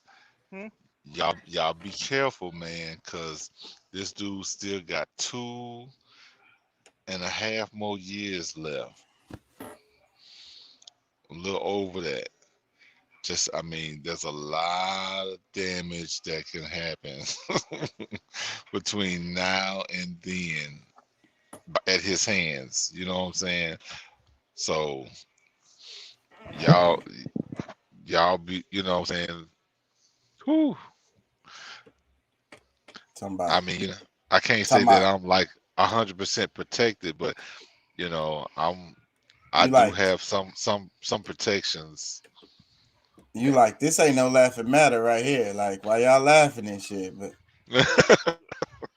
no, I mean, no, look, the video funny, but I mean, when the holistic approach of it all, I mean, I can see him. He probably pissed off right now. No, I was finna say, I wonder if somebody sent him the meme like right to his phone, and he's like looking at it like, man, send it to Kamala Harris. You Man, think he's seen it? He is using that for fuel to think of something that he can do, and he ain't gonna be doing no video like that. He gonna take some action somewhere. Yeah, and that's why I say this shows the changing landscape because, and you know, being that Saudi Arabia is pretty much an ally of us, and they can outwardly just do this, and then like, but just for any country in the world to just outwardly do some shit like that. It's like, you know, that's big donkey nuts, right? I would say that's big donkey nuts because America, United States, be ignorant sometimes. We'll find a reason to be ignorant with you. On his forehead. Yeah, we'll find a reason to be stupid. Yeah, I think these motherfuckers they better stop letting China and whoever else, you know, hype them up, bro. Because you know, Say, bro. America will pull a card where No, all your shit'll be gone. What oil? We on all this shit. Give me, nigga, give me this shit. Yeah, they've done it before. They'll do it again. I hear Pat's rebuttal. Let me hear it, bro. I'm thinking, say, bro, there's the alliance that's being built this past week on the other side of the world is fucking powerful as hell, bro. I'm telling you. Oh, China and So like if we was to just like, okay, we mad at Saudi Arabia, so we gonna dig in their shit. Then what if China be like, no, and Russia be like, no. India be like, no. We leave Saudi Arabia alone. But we would be in trouble. We ain't that big. But I mean, because you got to think about all the alliances that's already been there, and then just these are some very significant ones. The one with Saudi coming in, that makes a big difference. Because the money, they got funding. They can fund everything. They got like unlimited fucking resources. You say, bro, they'll ask you how many billion you want. You want it? Oh, you want it in gold? Oh, you want it in dollar? Oh, you want it in euro? You want it in ruble? Like they rich in every damn currency. We'll send you camels. We'll send you, because you know they have those really expensive hybrid camels over there, because that's what they do over there. Kind of like how we do horses. They do it with camels, and they be racing them, and and then they have other ways they use the camels. These are like expensive bread, you know, like those are our camels. They stole all our shit. Those things are come from America, but that's besides the point. But still, no, because really, Saudi Arabians are really a new age more pretenders. Yeah, but they got the power. They got the power we used to have because of that oil, and then they're pretenders. Man, it bothers me. Anyways, what should make y'all mad? I want to bring this back up. How much they robbed everybody during this fucking COVID thing. Like biggest transfer of wealth. Let's just talk about one number. In this video, this video is only 5 minutes long. This is another one from the India news channel, but they're talking about $100 billion that came up missing after, you know, when they gave out all that money during the COVID thing. $100 billion just got missing from where? The IMF? No, not an IMF. It just kind of happened in the way that it was disseminated. Part of it was with people with the PPP loans and shit. So, yeah. So, but that's just a fraction. Like she's just talking about one little area. So, and then I like to think about the big numbers that they was giving out. And she talked about how the GDP, they gave out more in that $1 trillion package that they did for the COVID relief here in the United States was bigger than the GDP of all of Africa. And then you got to think about what impact that money actually had and where that money came from. Shit, the damn money printers are still smoking from printing up all that new money. But I mean, then too, you got to think about a lot of that money really wasn't even printed. It was an electrical transfer.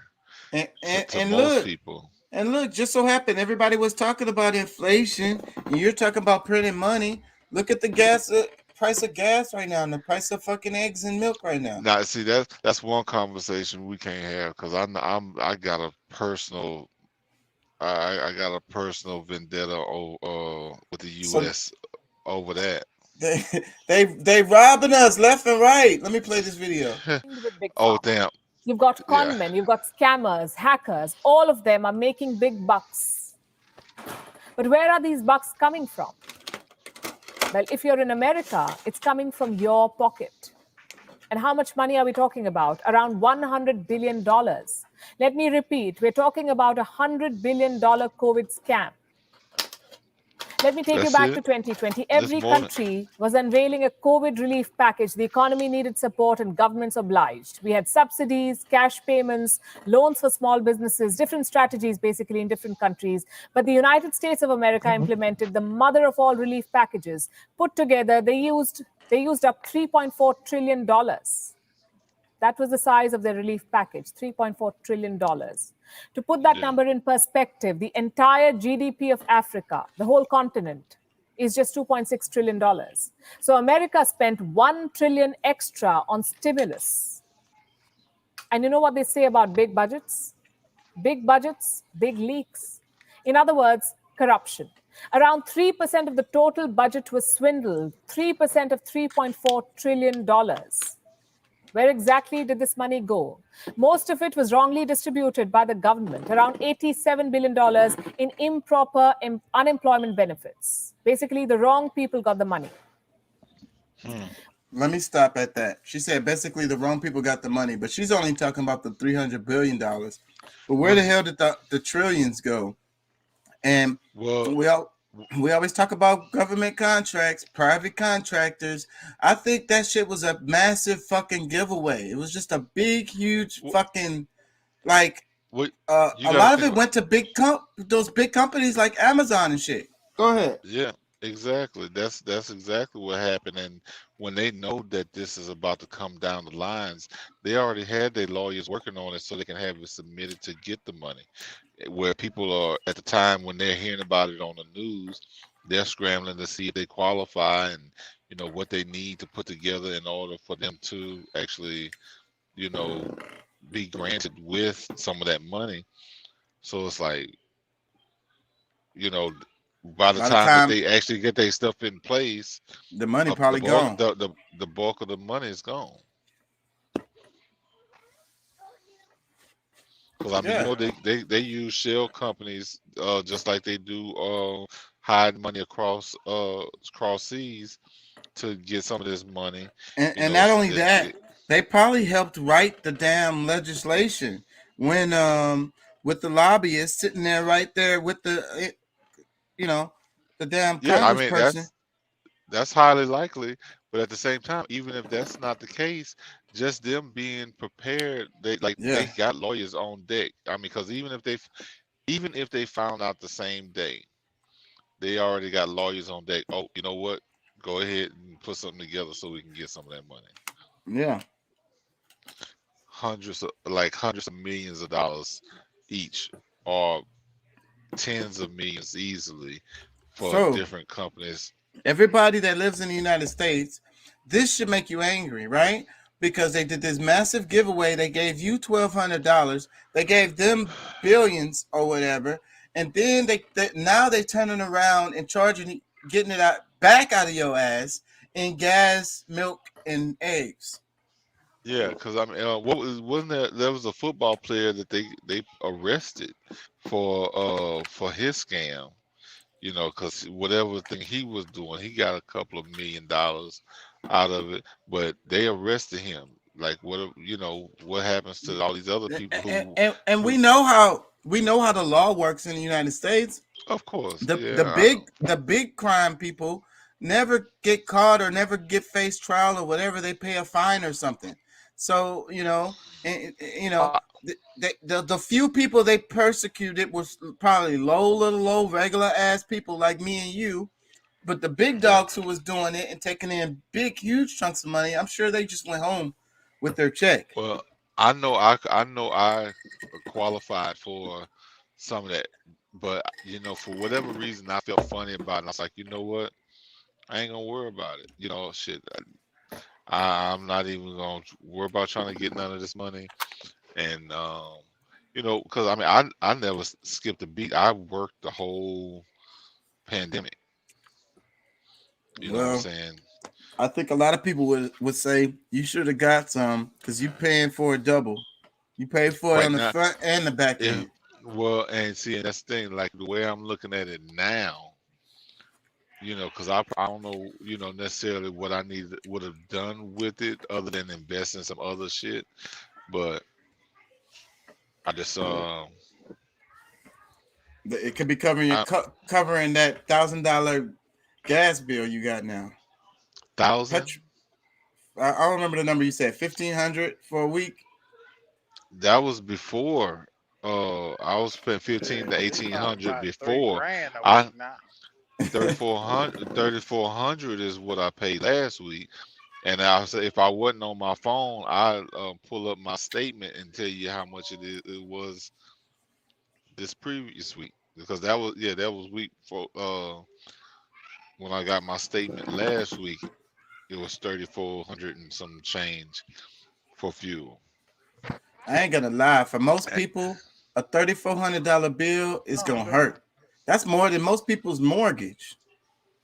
Bro, that was only fuel. I didn't have to buy no tires. I didn't have to buy, you know, like you know what I'm saying, like that's like my insurance. Well, you know, my truck paid off now, but my insurance and just little knick-knack stuff. But fuel alone was $3,400. Plus was over $3,400. I think poor people would be like, man, that's rich people problems. You know, cry me a river. But no, the rates haven't changed. Like actually, the rates went down some.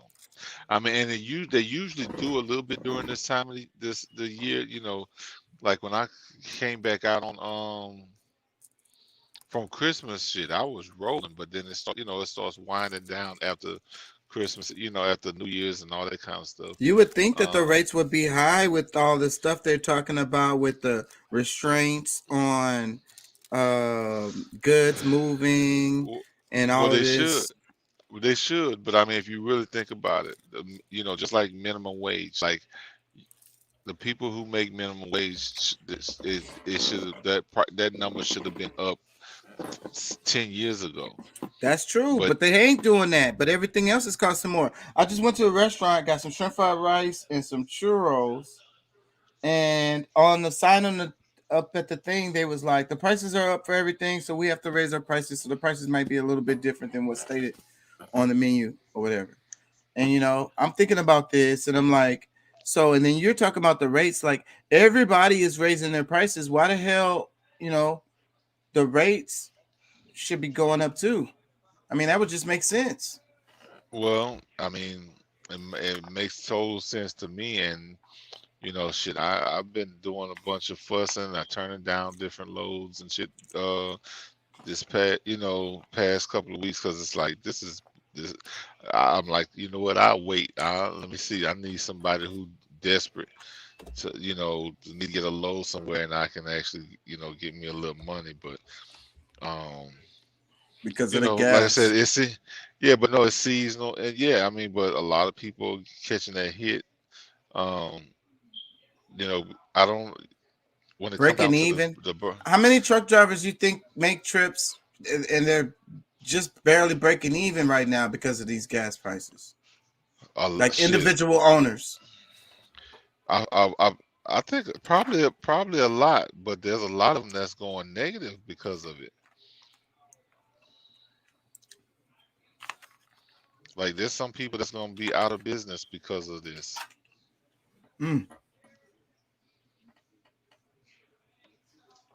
And maybe that's the point. The whole COVID thing was a press on the middle class. They couldn't get to y'all. They couldn't get to y'all. So they like, okay, we missed the truck drivers. Let's get in their ass too.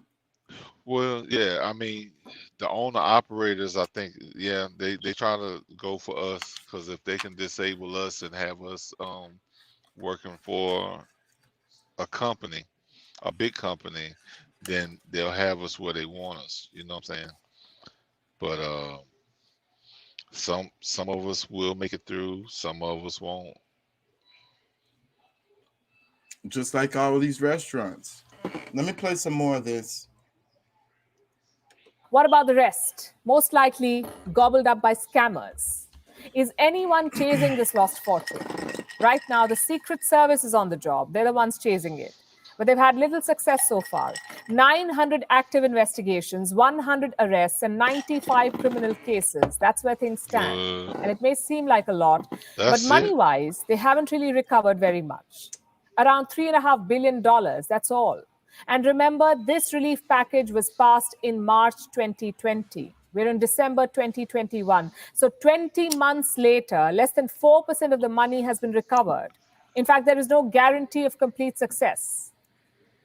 Here's what the lead Secret Service investigator had to say. And I'm quoting, "Can we stop fraud? Will we? No. But I think we can definitely prosecute those that need to be prosecuted, and we can do our best to recover as much fraudulent pandemic funds that we can." I think a lot of that was a setup to begin with. That whole PPP. Yeah, I think that was a setup from the muscle right from the beginning. I'm saying the whole thing was the whole fucking package basically was a giveaway. They gave a little bit to the people and basically ran out the back door with the bag. Well, see, and that's the thing. Like, yeah, they had these things set up where they know certain people gonna get that money. Where it's like they gave the opportunity, and you know who's really gonna audit them to the fact of where it's gonna show the criminal activity at the high level. Right. But they're gonna arrest a good bit of, because say they got 100 arrests already out of 1,000. What they said out of active. Yeah, and they only recovered 3.5 billion out of $300 billion. But 1,000, that's, bro. Like they said, they recovered 4%. I mean, shit. I mean, that still had to be a few million for it to be 4% out of 100 billion. Yeah. So that's what she said. 3.5 billion, I think, was the amount that they recovered. But the numbers, it don't matter that much. But because those numbers are small anyways. Because what I'm saying is the whole fucking thing, basically, like the trillions. Where did the trillions go? Well, she was talking about the trillion. Well, we already know. Like, I mean, yeah, a bunch of people got money for the 1400s and the 700s and the whatever direct payments that people were getting went into probably 1 trillion or so. But I guarantee you, and then the unemployment. But yeah, good. Yeah, I know what you're about to say. Go ahead. I guarantee another 1 trillion went to the monster companies. Yeah, Walmart, Amazon, into my buddy's pocket. My buddy. Yeah. And make sure my buddy get a good amount of this. Make sure my buddy because my buddy gonna break me off. Yeah. I'm gonna get some of that shit too, but indirectly. Yeah. Through favors and gifts. Just a reminder, this was public money. Not $1 or $2 million, $3.4 trillion of public money. Why was there so little scrutiny over its distribution? Isn't America supposed to be squeaky clean? Well, clearly not. This money was supposed to keep the US economy afloat. It had 3 big objectives. Number 1, $1,200 checks for most American adults. Number 2, forgivable loans for small businesses. And number 3, unemployment benefits. So good intentions, but poor implementation. The US government did not check where this money was going or who was getting these loans. Was it really small businesses or conmen? Let me show you some examples. A businessman in Texas obtained $17 billion from the stimulus package, $17 billion. He had submitted 15 fraudulent documents to 8 different lenders. Do you know what he did with this money? He bought multiple homes, paid off his mortgages, and purchased a fleet of luxury cars. Doesn't sound like a small business idea, does it? Here's another example. This one's from Florida. Another conman secured $3.9 million in loans. Guess what he spent it on? a Lamborghini sports car. Again, not really a small business idea. Example number 3 from Sussex County, New Jersey. This scammer managed to get a $5.6 million loan. All his applications were fake, but he still got the money. And what small business did he spend it on? He invested millions in the stock market, booked a luxury car, and transferred thousands of dollars to accounts in Pakistan. In all these 3 cases, the fraudsters were caught. They had a similar spending pattern: houses, luxury cars, stock market. But how many of these scams are yet to be unearthed? How many millions were wasted in the name of stimulus? These scams are an indictment of the American system. You can get millions with fake papers. You can fool the banks with fraudulent applications. Not a fine moment for a financial superpower, certainly, the so-called guardian of the global economy. And the scary part is it could get worse. Under Joe Biden, America is entering an era of big spending. It's already signed a $1 trillion infrastructure bill. He's also negotiating a $2.2 trillion social security bill. Put together, that's another $3.2 trillion. In other words, around 10% of America's GDP. Now, don't get me wrong. More money is always good. A bigger budget means more social security. Just think of that bill. Just think if that Build Back Better plan would have passed. That's what she's talking about. That didn't go through though. Yeah, it didn't. One of them did. Like 20 trillion. One of those did go through. I think it was the infrastructure bill. What was it? I can't remember now because my brain is fried. But one of those Probably went gonna through. lose y'all in a little while. My battery's dead, and I'm out here where I can get a signal for now. So just to give you a warning, if I disappear, you know why. Okay, cool. I just want to cover a little bit more of this video, and I have the Democracy Now! It was and there was a warning label on that video, so that's the reason why I want to play it. I thought it was odd. I think that the warning label was because No, you know, we just had a conversation last night about how much shit was on your computer. It's probably not just the overload. It's probably also you got worms and viruses and shit. like they sending shit and fucking with me. Maybe. What was I gonna say? There's a warning label on the Democracy Now! Video, and I think that it's because of the police brutality stuff that they was talking about in it. Did y'all hear about the guy got shot in the head?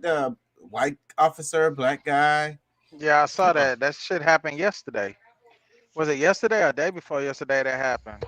Yeah. So and then Democracy Now! Went on to talk about like police brutality a bit. Like it made a little bitty skit about that, and I think that's what they put the warning on the video because of.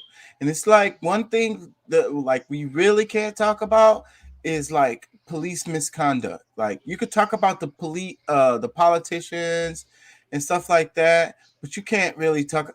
I saw this clip that showed the police playing Disney videos when they're doing their stops because the people can't upload the videos because of copyright. That's crazy. So they just blast the Disney movie while they're doing their thing.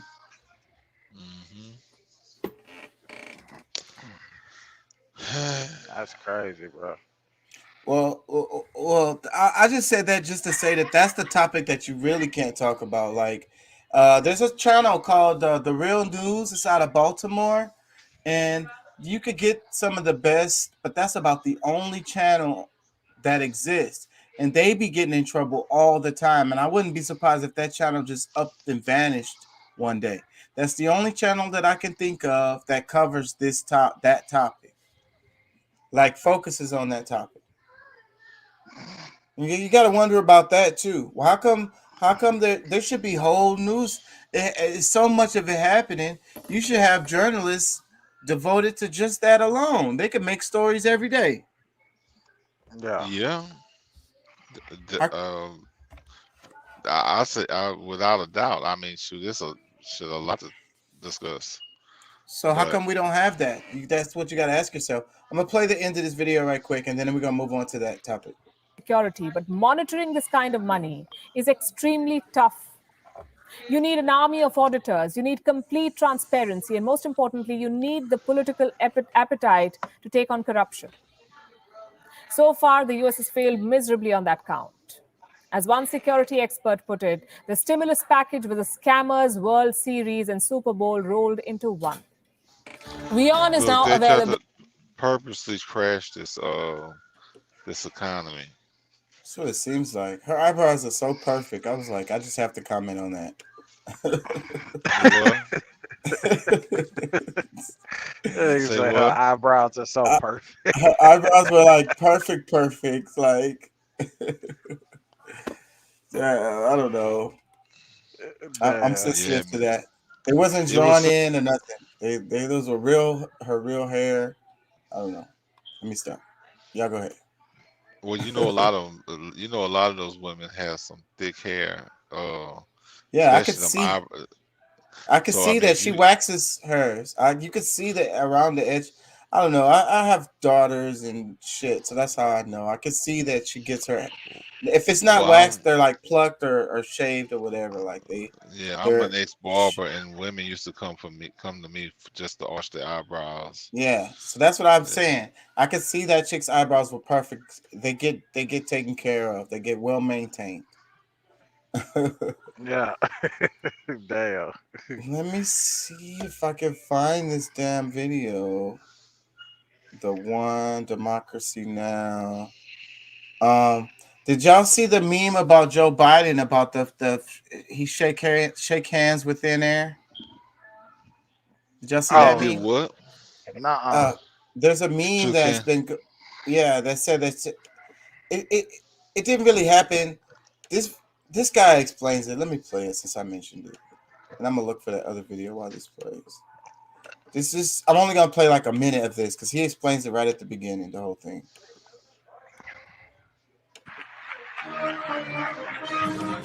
I had to do this story because it's so stupid. So, conservative media right now are claiming that Joe Biden attempted to shake hands with thin air following a speech. Now, it's the first time I watched it with the caption here, I thought, what the hell's going on? What is he doing? But then the more I watch it, the more it's clear what's going on. I will explain it. I will show you the reaction. This is a Canadian about And I to will show drive. you another similar example to this that exposes that this is not Joe Biden doing what it appears he is doing. But first, with the video here, this tweet went out. So this is the Washington Free Beacon, a conservative outlet here, saying after Biden finished his speech, he turned around and tried to shake hands with thin air and then wandered around looking confused. All right. So I'm going to play this video. It is comical with this caption here, but I'll tell you what actually happened. God bless you all.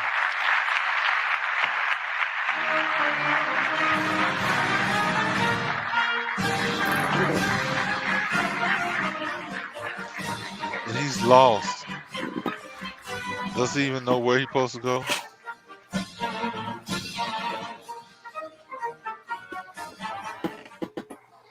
All right. So, upon first He was viewing, I'll lost, give you bro. a quick second viewing shortly, just the part where he wanders around. But upon first viewing, it does appear like he turns around, attempts to shake hands with thin air, and then wanders around all confused. But this is clearly, if you watch it just one more time, it's clearly an issue with a lack of stage management. Now, before I get to explaining that, the reaction, of course, from conservative media, at least so far, has been sweeping. So here from Red State, Joe Biden shakes hands with thin air and generally insults everyone's intelligence. This from some other conservative site that are, advertising freedom here. Dazed Biden tries to shake hands with thin air, wanders around the stage. And then this one from We Love Trump. Watch, after finishing speech, Biden appears to shake hands with thin air. I mean, even they have to put in appears I wonder to, who he saw there. because that's not what actually happened.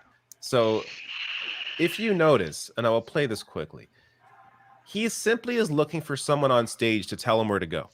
That's what he is doing. He's not shaking hands with thin air. He appears to be confused that no one else is on stage there to, you know, walk him off. That's all this is about. So I'll quickly play just that part of it.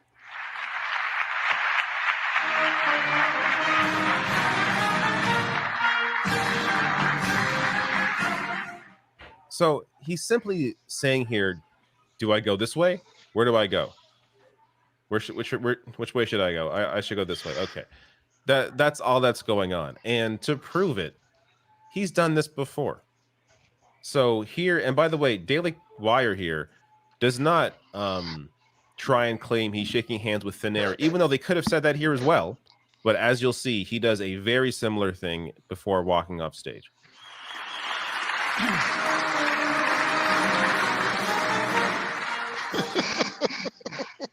Exact same thing. Like, oh my God, look at him. He's shaking hands with thin air.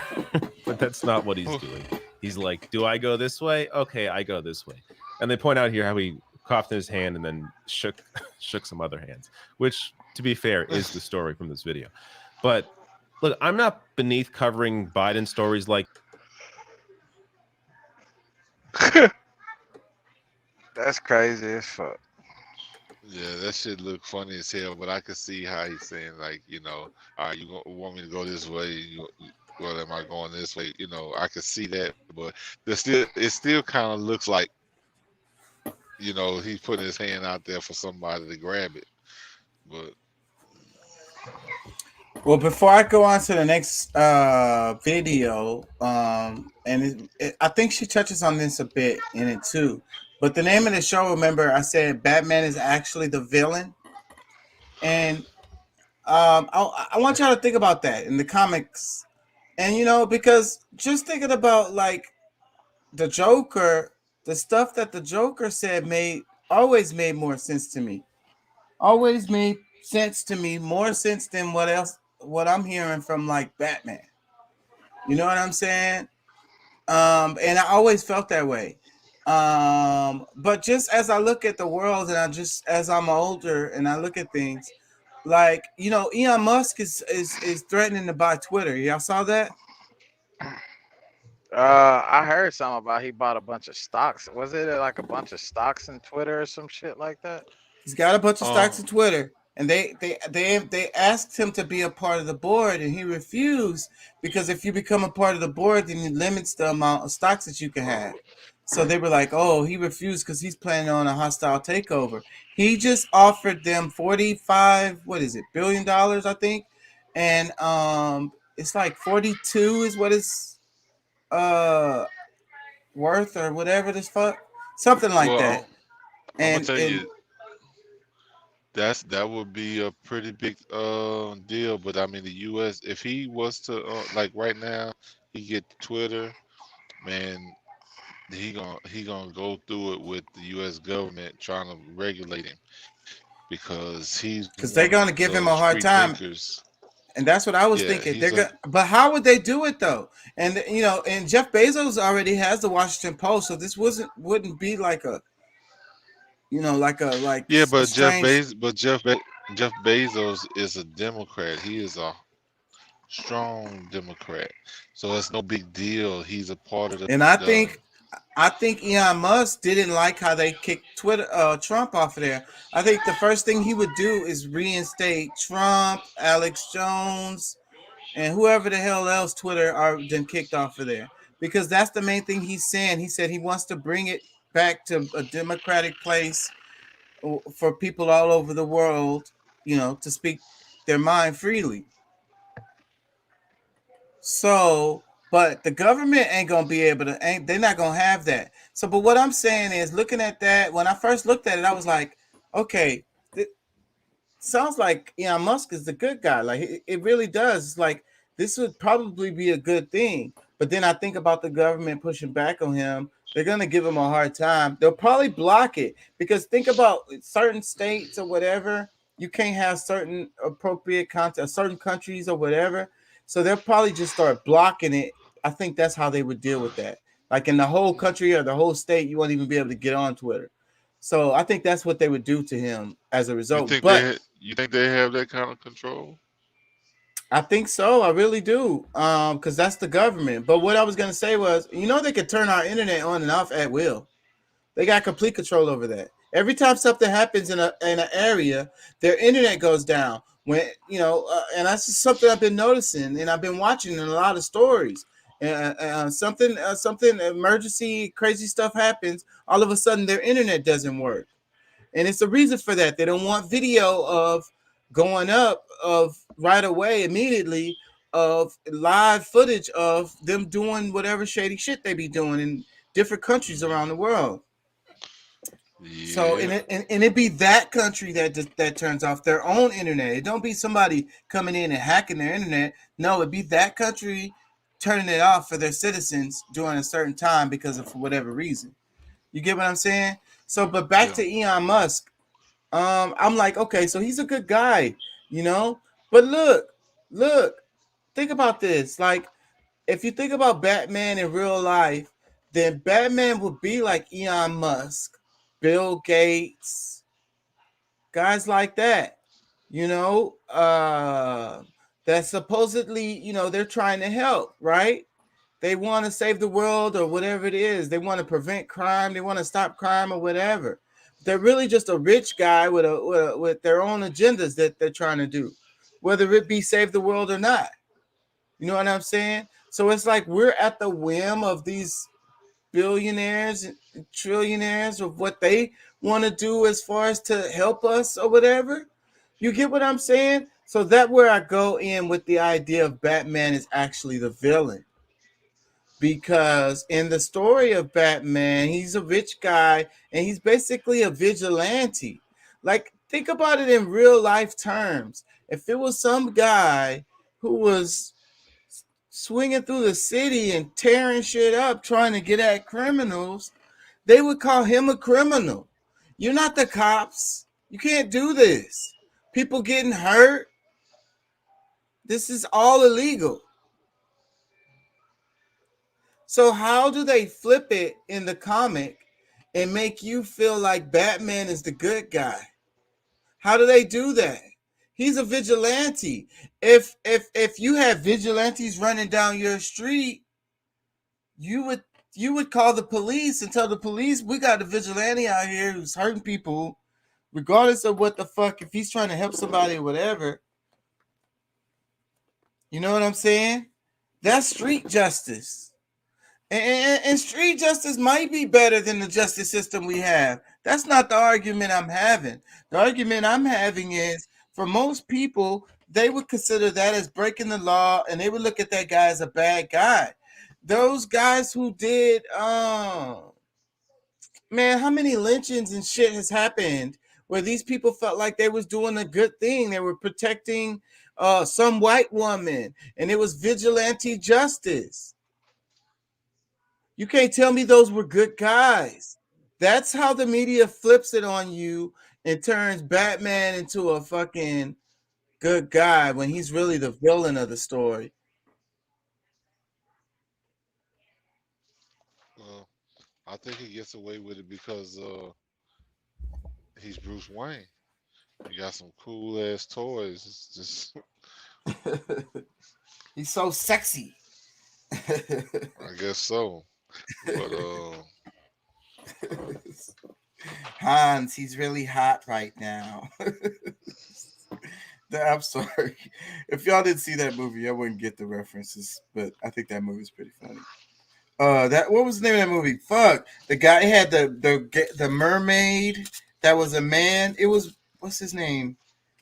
I can't think of the dude's name either. Very popular. And he has his dad. He was at the bar with his dad. He's a model. He's a male model. He's at the bar with his dad, and a commercial comes on TV, and it's his commercial.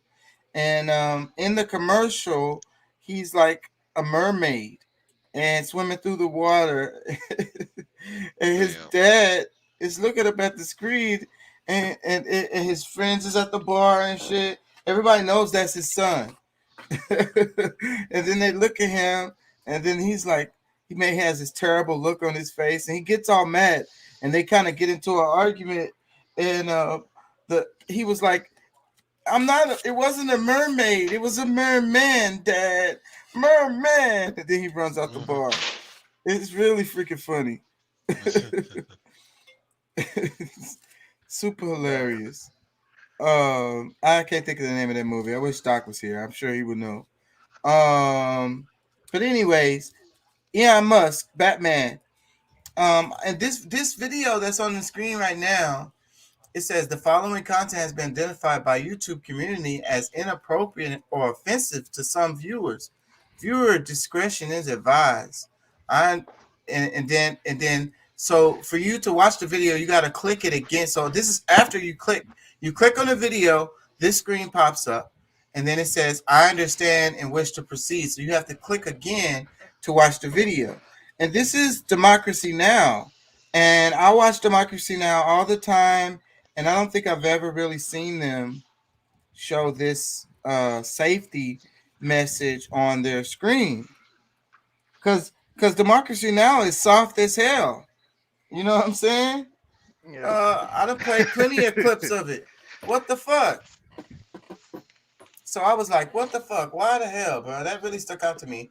That's why I want to play this. But it ain't nothing but her daily news that she does. She did this today. But I think that I think it was the police brutality clip that put this on here. Welcome to Democracy Now!, democracynow.org, the War and Peace Report. I'm Amy Goodman. Russia's military says it captured more than 1,000 Ukrainian Marines defending the besieged city of Mariupol after they surrendered Wednesday. Videos broadcast on Russian state TV appear to show Ukrainian soldiers marching with their hands up. Ukrainian officials have not verified Russia's claim of a mass surrender. Russian troops have moved into the city center of Mariupol, where some 100,000 civilians remain trapped with no power, water, telephone, or internet access, and dwindling supplies of food and medicine. This is Valentina, an elderly Mariupol resident who survived weeks of heavy assaults. Why are they killing us? Why are they destroying us? Why do this to our houses? 3 10-story buildings were burnt completely. People are sitting in the basement. There's no sewer there. Plastic tubes started burning. 1 bay of the 10-story building crumbled. 19 people dead. On Thursday. Wait. This clip bothers me. I've been seeing this clip around. And remember, we was talking about the white helmets before. I'm not gonna say this is that, but there's something about this video that bothers me every time I see the clip. Because what made me start looking at the clip more was because how many times I've seen it. It keeps coming down my timeline. It's all over the place. The same little clip of this lady talking right here. You know, what's up with that damn plastic bag on her head, bro? Like what? Like it's like. What I'm trying to say is her face looks kind of dirty and shit. Like, this doesn't look real. I'm sorry. Now, the lady may have suffered, and she may have been one of the people who lived in that building or one of those buildings that went through drama. But this don't look real to me. It looks like they exaggerated this. Like, Why didn't like I she say. get out? Yeah, this is exactly. Come on. Who is she? You know, because what's happening is the Nazi ones, they do hold up in apartment buildings because they use people as human shields. You know what I'm saying? So, but I'm sure the Russian military comes down there and they probably have bullhorns and they be like, okay, there's Nazis in there. We finna come in. If we gonna give y'all some time to move the hell out because we finna go in and fuck these motherfuckers up. So, if you guys that live here, I'm sorry, but y'all need to move around within like a certain amount of time. Like they probably give them some hours. Y'all need to move around. And so, that's how they're doing. They're coming in real soft. That's how Russia is doing this. And so that's again, like you said, like you asked, Pat, why didn't she get out? Why was she even there? She talking about the building collapse. One of the floors collapsed and 62 people died. Like, so she was just hanging out in the apartment building while the Russians was attacking the building, and she's a civilian. And why does she have this plastic bag on her head? Why does her jacket look all old? Why does her face look dirty? It's like they were trying to make her look as like homely and helpless and as possible. Like, did the producer couldn't have gave her an umbrella or something? Why didn't the producer say, take that plastic bag off your head? Like, is it even raining? What the fuck? Do y'all see what I see? Yeah, I Maybe mean, that's they a way full of to shit. signify that she's a refugee. That's what I'm saying. No, So why does she gotta look? but No, Deuce is right. It's the image of refugee. It's like, she's a refugee. She gotta look like a refugee. Put a plastic bag on her head. Have her little like pullover on halfway. Rub some dirt in her face. Give her the oldest jacket you could find. Like, the fuck out of here, bro. the average Some old person is not gonna dissect it that way. They're gonna be like, "Oh my God, I can't believe this." Such and such Exactly. is like, I mean, So the image works. It's powerful. oh yeah, the average person, like, I mean, they average people for a reason. But Well, it had however, me too. The first time I saw this clip, I was very sympathetic. I still am to this lady because she could have been or whatever. But, I saw the clip so many times. And I'm like, why are they playing this clip so many times? And then that's what this made me is my start first thinking, time. like, This is my first time seeing it, and I'm it's your just first time like, seeing it? It's been yeah. down my fucking timeline. But the first time I saw it, I was like, but I gave you time though. I stopped it and you got time to just look at it. Because they played this clip really fast in this video and they moved on. But I just paused it here. So that gave y'all time to really just kind of dissect it.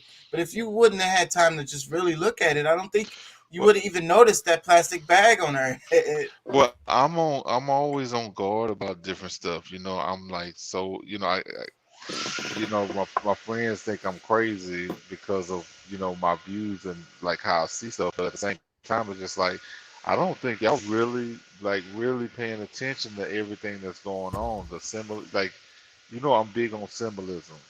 Right. And certain things mark certain things. You know what I'm saying? And it's, to me, like, some stuff makes sense and other stuff just don't. So yeah, this is fake. Yeah, I don't know how real that is. Day, Mariupol's mayor accused Russian troops of bringing mobile crematoria to the city to burn the bodies of civilians killed during Russia's assault. Meanwhile, Russia's Black Sea naval flagship has been heavily damaged in an explosion. Russia claims a fire aboard the vessel caused ammunition to explode. Ukraine says it launched a successful missile attack on the ship in the Black Sea. On Thursday, the Biden administration authorized another $800 million in new military aid to Ukraine, including howitzers and armored personnel carriers. The head of the World Health Organization says the world is failing to treat humanitarian crises in countries like Ethiopia and Yemen with the same concern provided to the people of Ukraine. Dr. Tedros Adhanom Ghebreyesus spoke during Wednesday's weekly WHO press briefing in Geneva. The whole attention to Ukraine is very important, of course, because it impacts the whole world. But even a fraction of it is not being given to Tigray, Yemen, Afghanistan, Syria, and the rest. A fraction. I think that's a very big, good point, and that's what I've been saying for the longest. And what's crazy is the world can see United States hypocrisy, the UN, United Nations, NATO hypocrisy. You know what I'm saying? And what's crazy is, like, when we be thinking of the UN, we think of it as the whole world, right? But it's not. It's a whole bunch of nations that's not in there. And when we think of NATO, we think of like the whole world, but it's a whole bunch of nations that's not affiliated with NATO. And so these moves, with our media that we get, we don't realize that there's huge sections of the world who see this thing in a different way than what we see it. That is 1000%. Because and I know I lean, I don't know what direction to say I'm leaning. I'm away from that bullshit. I'm gonna just say that. But however, because it was some videos that you sent me, or that you sent to the group earlier this week, that really shows how bias he is when it comes to, like, especially when we talk about the whole refugee thing and like the support that different people are getting, because like this, everybody knows about a lot of the stuff that's going on in Africa, but there's ongoing stuff going on in South America, and these people who's coming from, I had to remind my friend. I was like, look, your president is, a racist fuck, because he, what I'm saying, like, you see how they, they willing to let these, we're gonna just call them light-skinned humans, but when the dark-skinned humans try to come over here, they gotta get beaten back across the jungle. You know what I'm saying? And they were saying Trump was racist. So, but it's like the Democrats get a pass on the racism thing, and I don't understand why. Well, I'm not sure, because they've been programmed to see things that way. Because I mean, honestly, I believe both of them are. But the one is overt and one is covert. One pretends they are. The other one is just like, no, nobody. And I don't want none of them to come over here. And I always say that I like the overt guy way better. Yeah. Way better. Exactly. I mean, at least really where they stand. There's some honesty there. You know what I'm saying? Yeah. Like, I can respect that. But when you lying people pretending like you don't, but your actions really I don't prove. see racism. I don't see color. Everybody can come. Damn, that blue pat right out of the stream. And I need to be blunt and honest. Go ahead. What you want to say? No, I was just saying, yeah, man, that shit is crazy, bro. Like I literally have to tell my coworker all the time, because like he's one that's famous for saying like, I don't see color, bro. I don't see color. I see a person and how they treat me. If they treat me well, I'll treat them well with respect. And I'm like, bro, you have to see color. Yes. You have to see color. You don't acknowledge that that's a person. Exactly. And the ethnicities and all the different fruitful beautifulness that God has created. So you lying. You do see. If you don't see color, that means you colorblind, literally, and you can't see red or green or whatever the hell it is, nigga. That's not seeing color, nigga. Don't say that shit, because it doesn't have no meaning. It doesn't have no meaning. You mean you can't see my thicker hair? You can't see my curly hair? You know what I'm saying? Yeah. Stop lying. That's bullshit. Yeah, that's why I don't like that shit. The world is not treating the human race same way. Dr. Tedros, who's originally from Ethiopia, said a 3-week-old humanitarian ceasefire in the country's Tigray region has failed to prevent widespread hunger and starvation. He said some 2,000 trucks were needed to supply millions in the region with food and medicine, but that only about 20 trucks have so far arrived. In South Africa, the death toll from heavy flooding around the city of Durban has risen to more than 300 in what South Africa's President Cyril Ramaphosa called a catastrophe of enormous proportions and part of climate change. The disaster struck as parts of KwaZulu-Natal province received several months' worth of rain in a single day, triggering landslides that trapped people under buildings and floodwaters that swept away bridges and houses. This is a Durban resident who managed to save his children but lost all his possessions to the floods. I got nowhere to go now. I got no house, I got no nothing. The situation is very, very bad. I don't know where we're going to go to sleep now.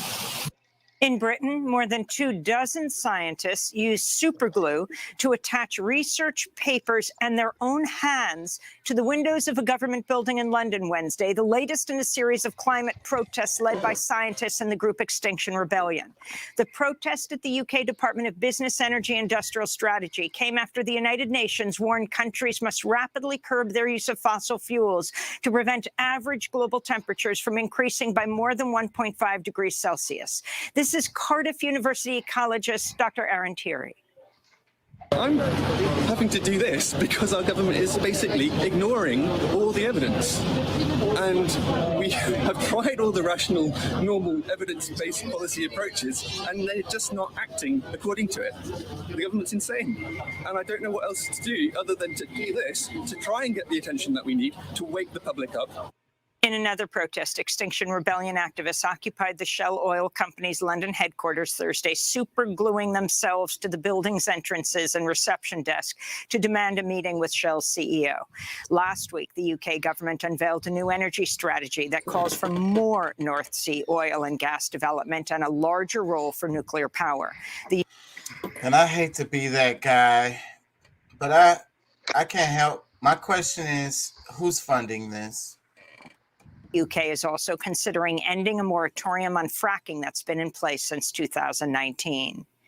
In New York, a massive manhunt ended Wednesday when authorities arrested a 62-year-old man who's accused of shooting 10 passengers on a subway car in Brooklyn. At least 13 other people were injured. There goes that story again. That guy doesn't even look like someone who could, like, how did he get away? Even with the smoke bombs, somebody on the subway would have tackled his ass, bro. How did he get away, bro? Look at this guy. He waddled away after shooting 20 people on the subway. He had to go up the stairs. He had to go through the turnpike. How the fuck did he get off the train, down the fucking thing, upstairs, through the turnpike without somebody getting on his ass?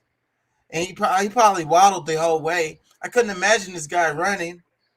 This guy ain't ran nowhere in years. Injured in the attack, which began after the gunman released 2 smoke grenades in a crowded train during morning rush hour on Tuesday. The suspect, Frank James, was arrested shortly after calling a police tip line saying he was in a McDonald's restaurant in Manhattan. Federal authorities have charged the 62-year-old with carrying out a terrorist attack on a mass transit system. If convicted, he could face life in prison. Police have not yet established a motive for the attack. In a video posted online, James himself described himself as a person who was once locked up for mental health issues. We'll have more on the story after headlines. This story is strange. This is in Brooklyn, where you get Timberland up. You on the subway in Brooklyn, and you bust shots on civilians. One thing I do know about New Yorkers, like, they act like they don't care, but if you do stuff like that, somebody is finna dig in your ass, bro. It's gonna, I mean, you can't do nothing like that in Houston. If it was, but it would have to, I couldn't imagine a situation that would be the same in Houston because the subway is so closed in and so close quarter that somebody had to see him. Yeah. So Houston, like I say, how come he didn't get Timberland up, bro? I don't know, bro. It sounds real fishy, the whole story. The whole storyline sounds fishy in my opinion. I'll play some more. The U.S. Centers for Disease Control has extended a mask mandate for all public transit passengers through May 3rd. The Biden administration's come under increasing pressure from Republicans, airline executives, and business leaders who want to allow the mask mandate to expire. On Thursday, the Biden administration formally extended the U.S. coronavirus public health emergency for another 90 days. Despite the declaration, many people without health insurance report they're being charged $100 or more for coronavirus tests and may face hospital bills for COVID treatment after Congress allowed emergency pandemic aid to lapse. You know what I hate about this clip right here? How come they haven't come up with a better way to do the COVID test than sticking that Q-tip all the way into your fucking brain? You could clearly see how that shit hurts every time you see the person make like a face. And then it's like people act like this stuff is not invasive. It's like they just probed one of your body parts, like they just penetrated you, bro. That's violence, bro. And this is what I think people don't really realize. Like, you're submitting to somebody to penetrate an orifice, and it's gonna hurt. You know what I'm saying? And Yeah. and you're supposed to do this and accept this, and supposed to be like, you know, you something is wrong with you to say you don't want to do that. Yeah. I just, I mean, there's other ways that I'm doing it, bro. They can do blood tests. Like, there's so many other ways of them treating you for, yeah, I mean, not treating you, but testing you. You know, they can do a blood test. They did it to me when I was in the hospital. So why they shoving these fucking Q-tips up everybody's nose? I don't know, bro. Your answer just as good as mine. The shit is crazy. But yeah, they can actually do a blood test to test you for COVID. Yeah. But they shoving Q-tips up in little kids' nose, babies. I don't know. It's crazy, Kentucky's bro. Republican-led legislature has voted to effectively outlaw abortion. On Wednesday, Kentucky's General Assembly voted to override Democratic Governor Andy Beshear's veto of a bill that bans distribution of abortion pills by mail and creates onerous requirements for clinics that reproductive rights groups say will make it impossible to access abortion services in Kentucky. The law has no exceptions for people who become pregnant by rape or incest. Separately, Kentucky Republicans overrode Governor Beshear's vote of a bill that bans trans girls from athletics in public schools. A warning to our audience, our next story contains graphic footage and descriptions of police violence. In Michigan, the Grand Rapids Police Department has released video showing the fatal shooting of Patrick Lyoya, a 26-year-old man, African-American, killed by a white police officer during a traffic stop last week. Lyoya died after the officer, who has not been named, wrestled him to the ground, kicked and hit him, attempted to taser him, pinned him on his stomach before pulling his pistol and firing a single round into Lyoya's head. Attorney Ben Crump, representing his family, said the video shows unnecessary and excessive force. He called for the officer to be fired and prosecuted. Police have said the officer will not be publicly identified unless prosecutors bring criminal charges. Ahead of the video's release, activists took their protest to Tuesday night's meeting of the Grand Rapids City Commission, demanding all the officers involved in the killing be named and held accountable. I am ashamed and I am humiliated. The shame that this city, my only home, brought death to this young man who came here with dreams for a future. You too should be ashamed. You should be weeping. You should want to turn loose all associations with the city government, the sham of a city government, because you're supposed to preserve and improve the life of the residents of this place. And instead, the folks who are obligated and are under your responsibility allowed for the extinguishing of a life instead. You share the blame. The blood is on your hands too. Michigan Governor Gretchen Whitmer has promised an independent investigation of the shooting by state police.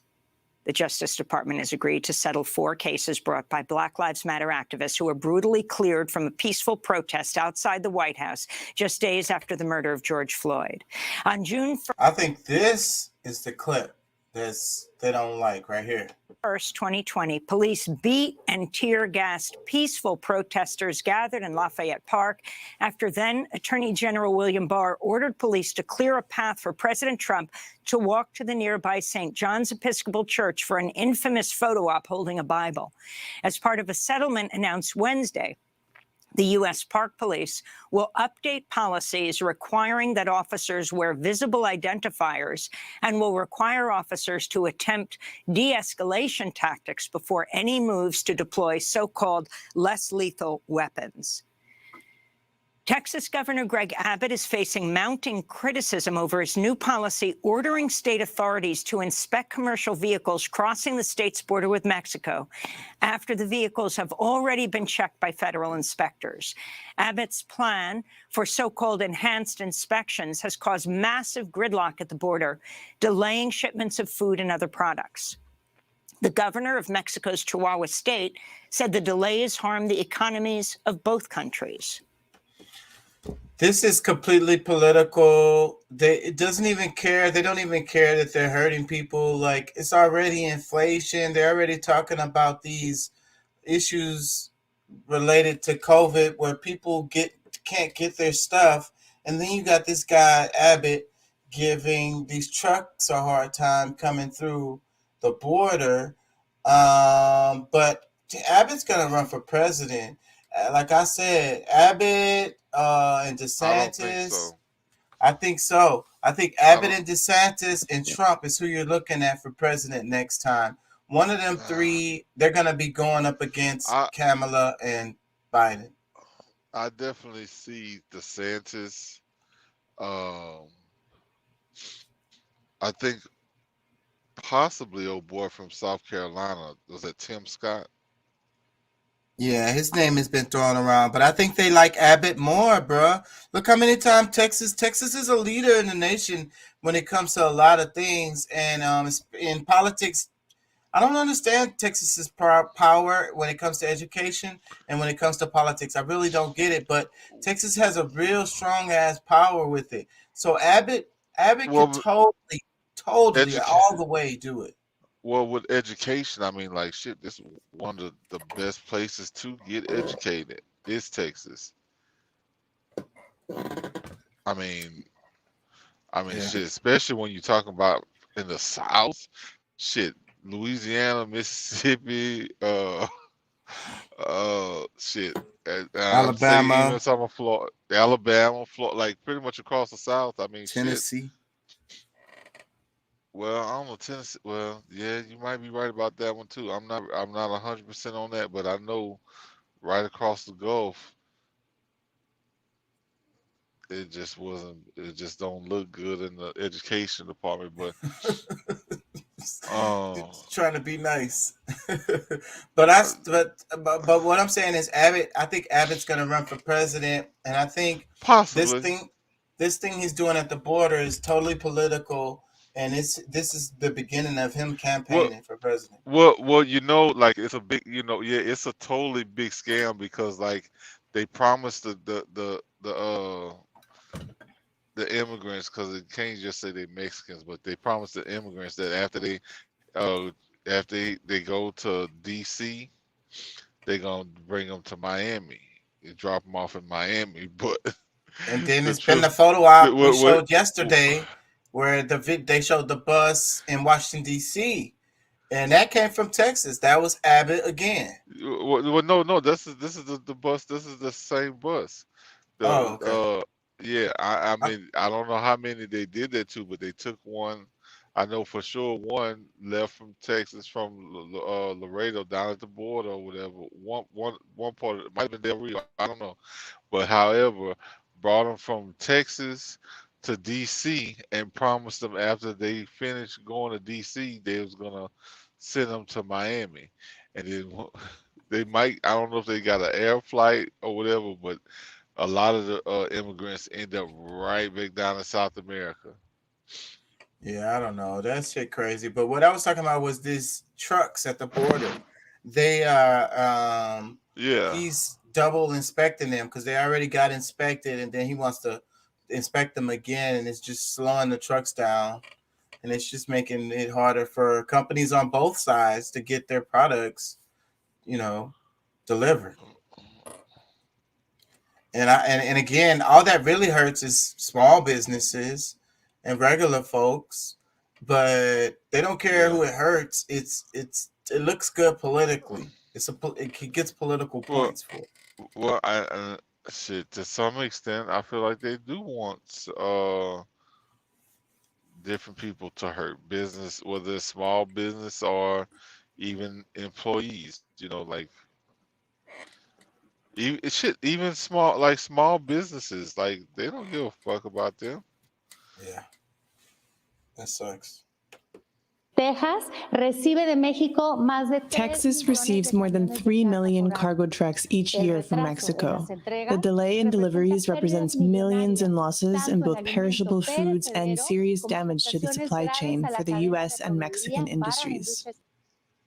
On Wednesday, Texas Governor Abbott said he would ease inspections at one border crossing after Mexican officials agreed to increase border security. Meanwhile, in a political stunt, Governor Abbott bussed about 36 asylum seekers from Texas to Washington, D.C.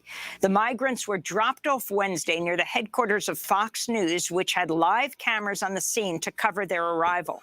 One immigrant rights advocate described the governor's actions as, quote, deliberate cruelty that treats human beings like pawns.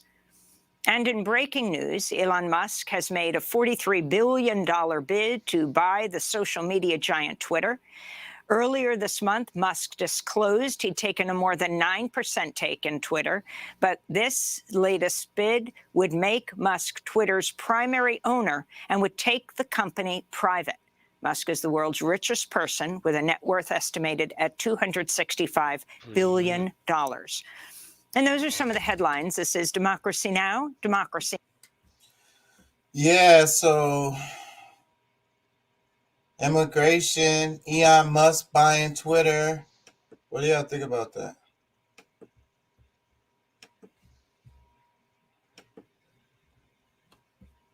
I think Elon Musk buying Twitter Would be awesome. is. I think at first I was thinking it would be awesome, but then I'm thinking, I don't know, bro. And then we don't do. Is that what we really want? Like the system of media shouldn't be controlled, by one guy. And Twitter is huge. Like you could say, okay, I don't use Twitter, or you can live without Twitter, or whatever. Or just don't use it, or I whatever. think it's already kind of controlled. It's a monopoly. It is because Facebook owns Instagram. Then you got Facebook, and and it's like that whole metaverse shit. You know what I'm saying? It is. It is. I'm not saying it isn't, but that is, this is even more. You worry about seeing them hoes on Twitter. But this is even more blatant in your face monopoly. And anyways, we should have Explain to me how is a monopoly, because he doesn't own any other type of social media platforms that I understand from mine. Well, I mean, in a true definition of monopoly, it wouldn't be, but Twitter is big. It's huge as fuck. And I don't think it's as big as Instagram and Facebook though. When you look at the grand scheme of things, those two tend to be the biggest and have the most I'm not discrediting what you're saying. I just think that because I forget the reports that came out, but Facebook and Instagram has like the hugest like cult following, you know what I'm saying? They have the most users and so all kind of shit, per capita, their branding and the whole deal with the ads, the money that they're making off of the ads, like Twitter is big, but they're nowhere near as big as what Instagram and you know what I'm saying? Yeah, Facebook is bigger, Google is bigger, but Twitter is up there. I mean, they are, you know what I'm saying? Because when they started banning, the whole, from Facebook and Instagram and shit, they just kind of flooded Twitter. So it did bring that whole uprising, it did bring Twitter, up, and I think I could be wrong on this, but like, if I'm not mistaken, when you see the OnlyFans ads and shit like that, isn't it that little Twitter logo on that shit? It looks just like it, but it's different. I think it's that shit that they call Inktree. I don't know. I know what you're talking about, but that's not Twitter. I mean, I don't know, bro. I get it. I think I like Twitter the way that it is. I don't know what Elon Musk would do, how he would change it drastically, if he would, You know, if they would go through it, go through it with a fine tooth comb, and you know, but I don't know, man. Twitter's a I, big outlet for a I lot of think things.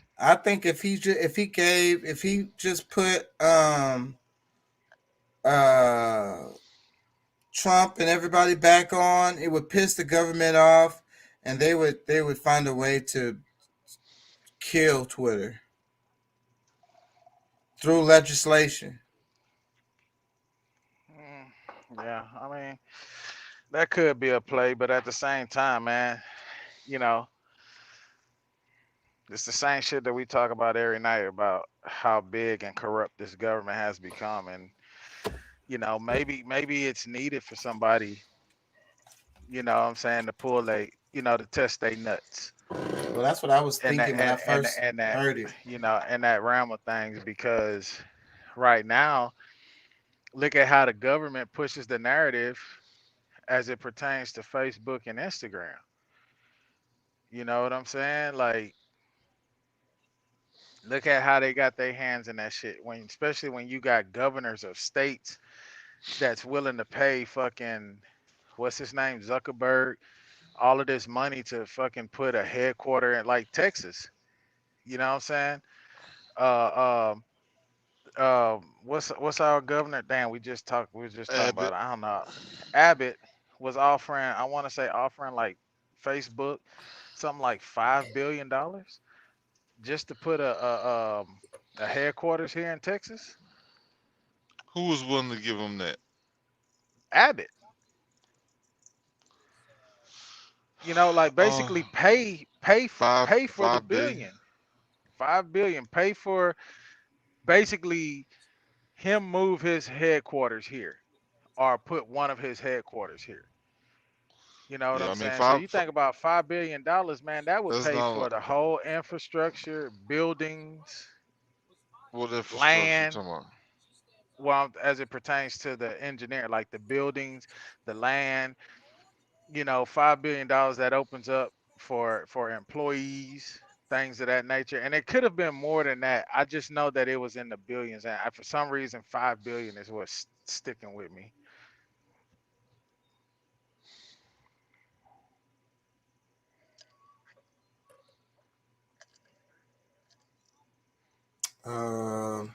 How the I don't know. CIA installs governments that kill their citizens.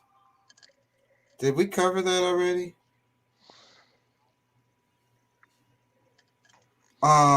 Yeah, did y'all see that video? How the CIA install. It says that's the name of it. How the CIA installs governments that kill their citizen. CIA officer on covert action, 1979. No, I didn't see that one. I didn't watch it. Okay, that was one of the ones I sent. I don't remember covering it. Which one I'm you having say? a I'm having a hard time knowing which ones I've covered and which ones I haven't. So I'll be watching these videos multiple times and shit. So I don't know if I watched it with y'all on the show already, or it's just that I watched it myself. The one about the covert actions of the CIA. Because I know I did one of these videos of this from this particular channel. Because it's like old C-SPAN footage that this channel that I randomly found. They just repost old C-SPAN footage, but it's so relevant to today. Oh, the other one was the data brokers. Did y'all watch the John Oliver skit? Tell me y'all watched that one. Data brokers last week tonight with John Oliver. Y'all didn't No, watch that I one. didn't. That's the I think that was the first one. The ones that I watched was the how do you say that? Wuhan. Wuhan. Yeah, we went over that yesterday. Yeah. Those were the two that I watched. I watched those two, and that was pretty much it.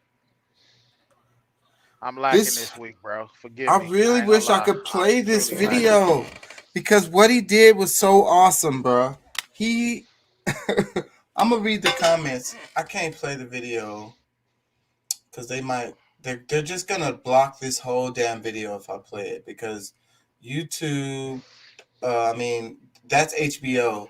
John Oliver's show comes on HBO, and HBO don't give a fuck. It's not even about the material. It's just that HBO is like, you can't use a slither of my shit. I don't give a fuck.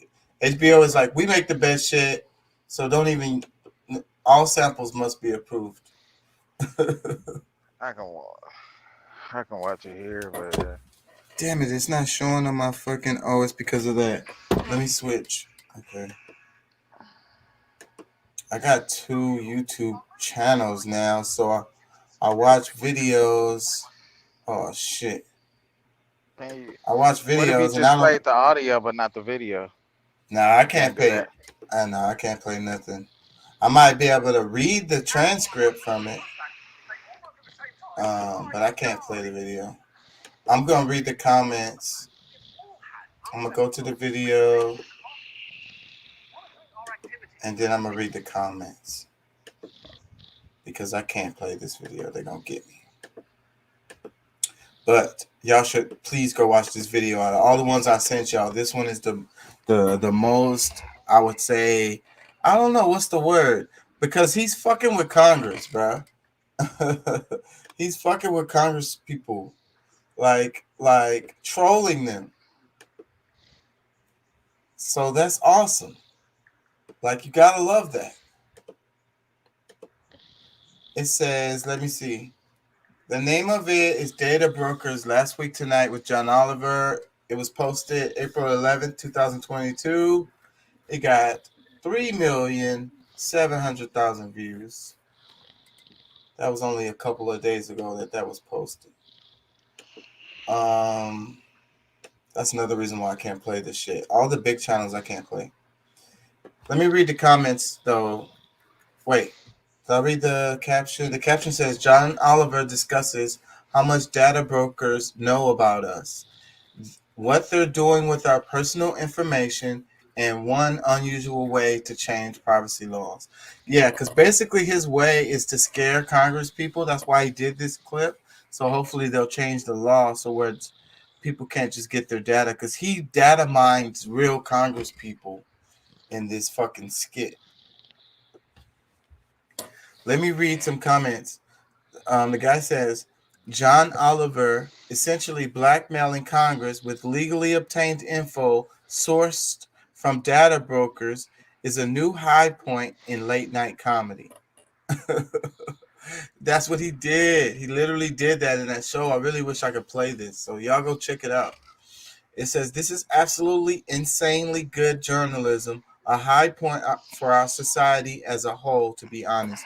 And I would agree with that. I think that, like, he's really doing a good thing with this. John Oliver. He's what the Daily Show should be. The Daily Show after what's his name? Jon Stewart left and Trevor Noah took over. It kind of went in another direction. But all those people who were on the show with Jon Stewart pretty much blew up. And all of them made shows. But out of all of those shows, this one, John Oliver, he was on the Daily Show with Jon Stewart.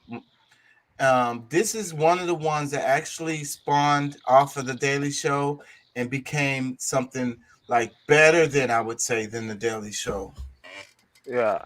So let me ask you, do you just, and I know you're trying to get a point across and there's a topic here, but I just want to ask you, man, because I don't really know too much about Trevor Noah. I've watched some of his things, some of his video skits or whatever, you know, the little 10-minute deals that they have on YouTube. But is he as blunt as Jon Stewart, or does he tread very lightly, you know, kind of like, you know, like whitewash the shit, if you will? Well, or dummy it down. Overall, and it sucks because I'm a fan of the Daily Show, And I like Trevor Noah. I genuinely like him. And I think that that's what a lot of people feel. He's like another one of them American sweetheart type guys. Like, you just can't help but to like that guy. He's really talented. He's funny. You know what I'm saying? He has voices, everything. He's so good. And he's super intelligent. But the show has kind of turned into like MSNBC, bro. Like it has chosen a side, and it's gonna give that narrative the popular narrative, basically the Democratic narrative. I almost wonder if that's what if he is fine with that, if he's comfortable with that, or is that something that has been. Well, I guess you can say I don't know if he's. I don't want to say this, but I guess I am gonna say. I guess if somebody that's as talented as him, with that kind of a platform and that kind of a popularity, if he was forced into something that like that, more than likely he wouldn't last very long. He would walk away. But I'm just kind of wondering if he's fine with that. Is that's his whole thing, or? Well, I got mixed feelings about Trevor. You know, he's from He was born in South Africa. And that's why I say that, because he identifies with black people, but at the same time, he doesn't identify with us like that. You know what I'm saying? And his show, it's good for what it does. Like, it's a money maker, bro. It's like, I'm looking at one right here, 1.1 million views, and that was 2 days ago. That's way, that's a lot of fucking views. Yeah. So, anyways, that show is very popular and very successful, and it makes a bunch of ad revenue. So he's a very successful person. He's a success story. So I think that's how you got to look at Trevor Noah, because I think that's how he looks at it. I don't think he looks at it as like he's trying to make a difference within the realm that he can.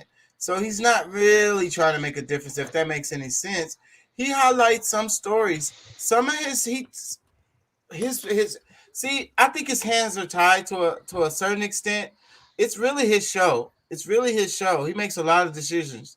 But his hands are tied related to the public, related to, what's going to get views and what's going to make people mad and stuff like that. So he toes the line of politically correct as much as he can.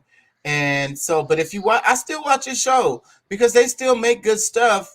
When it's not him doing his little just jokes, when they do their investigative reporting, he has like the black guy and he has that white lady. Both of them, they do good skits that have good information that can help people. You know what I'm saying? But the overall show is just comedy, and it's just kind of towing the line. So, and that's why on YouTube, and then you got to pay to see his show. I want to say the whole thing, because on YouTube it only gives you clips of it. So, but if you want to watch the whole thing, you'll get those clips that actually have the good stuff in it. But the show just kind of brushes over those topics. Really, sometimes they spend a little bit of time on it, but most of the time, the good stuff they fumble over it really quickly and go get back to the jokes. So that's my synopsis of the Daily Show.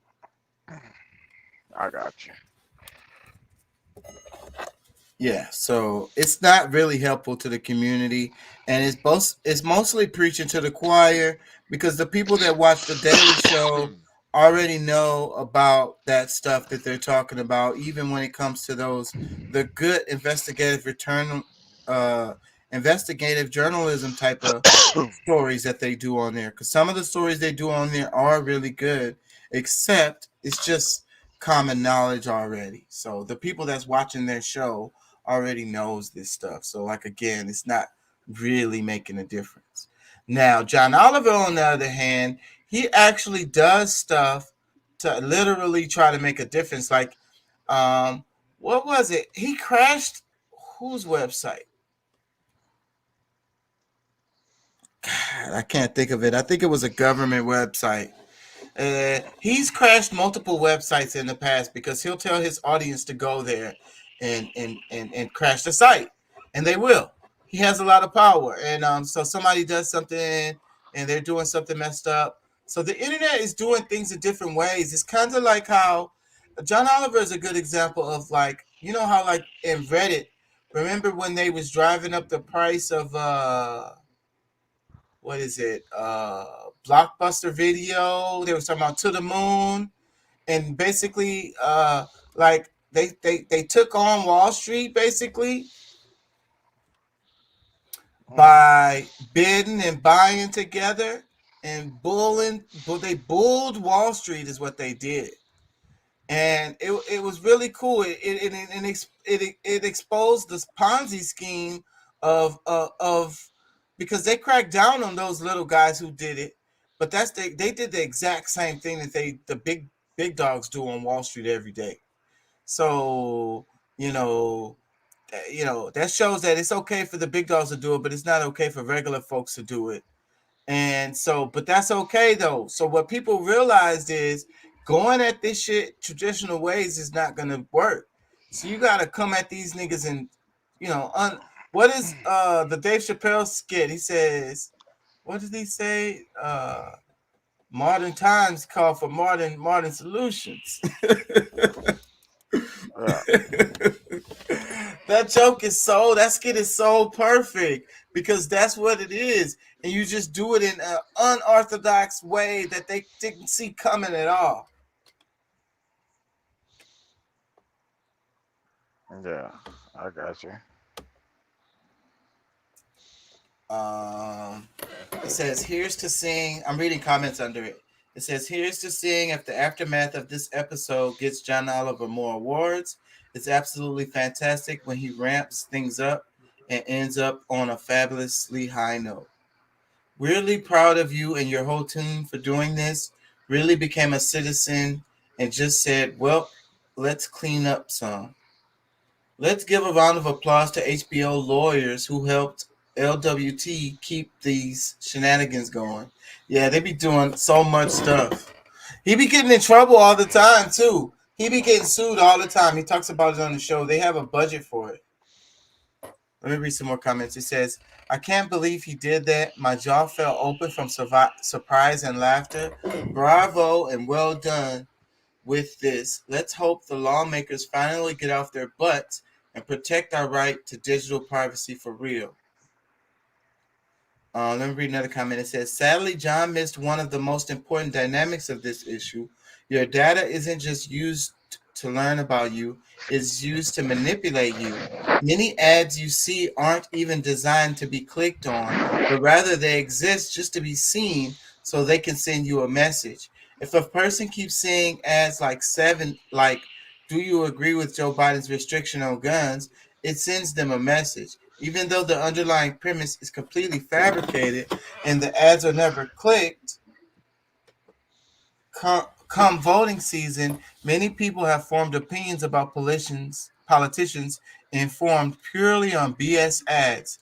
This was widely seen as being a major tactic of manipulation during the 2016 and 2020 U.S. elections. What's more, foreign hostile governments such as Russia are using these kinds of tools simply to sow discord within U.S. They want people to be more and more extreme because that leads to societal instability. That's important. I don't know. I think I sent y'all a video about, we was talking about foreign money pouring into people's elections and the reasons why you wouldn't want that to happen. I don't remember if we talked about that, but if you got somebody in another country making ads that influences the United States election one way or the other, and these are people from another country, they have invested interest on which way the election is going over here in the States and willing to put a bunch of money into it, and it's ads, and we all know ads work. Yeah. That's not cool. Even though the U.S. does the same thing to other countries, Most of the big ones do. Yeah, all the countries are doing this. All the countries are doing this. But still, that's not cool. That doesn't make it okay. You know what I'm saying? That needs to be something that needs to be handled. All y'all care about is making money. Y'all willing to accept money, you know, for an ad that's manipulating your election in your home damn country? And the money is coming from somebody who wants to see your country fall apart? And you just gonna cash the bank, and you laughing all the way to the bank, gonna cash the check.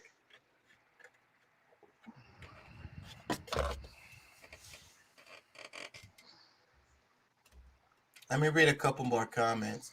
I wish I could play this video, but hopefully these comments will give y'all an idea or entice you to watch it. Thank you, John, for raising awareness of this issue.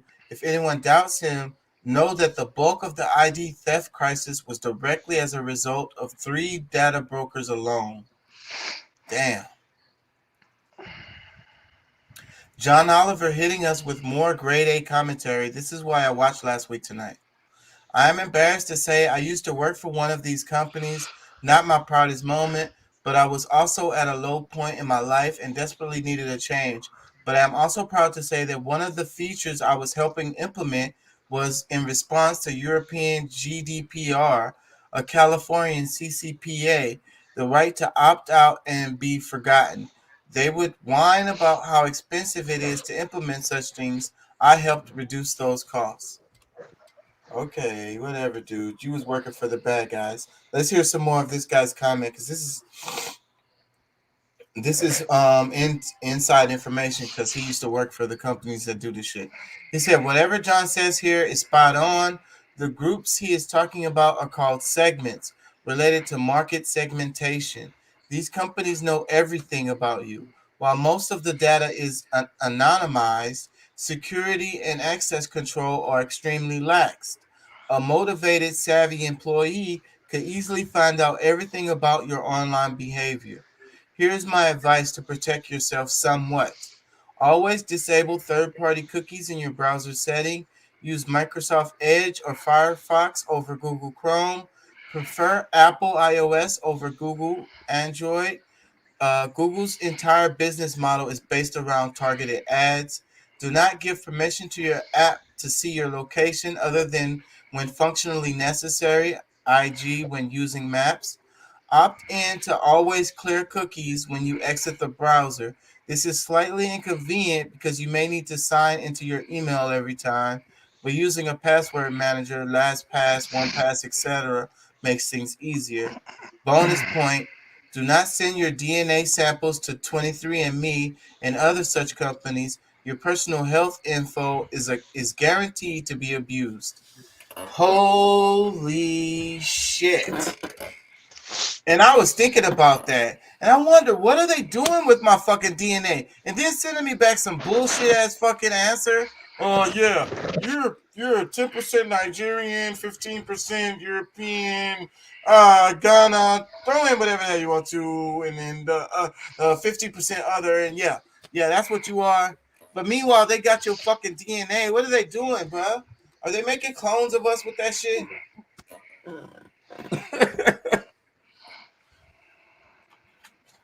What are they doing with that DNA information, y'all? I don't know. Creating AI bots.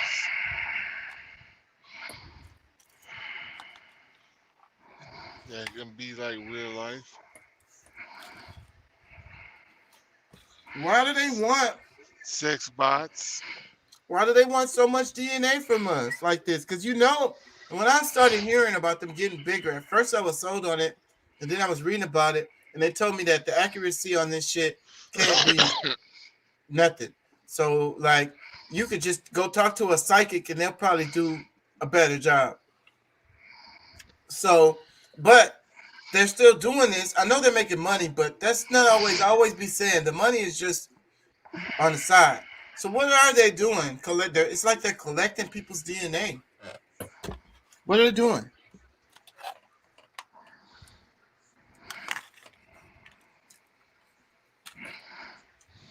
So they're collecting our data. It's funny that this dude mentioned the DNA stuff, because we're talking about data. We're talking about data online. And then he just randomly says, don't send your DNA to these samples to 23andMe and others. Why did he throw that in there? And he used to work for these companies.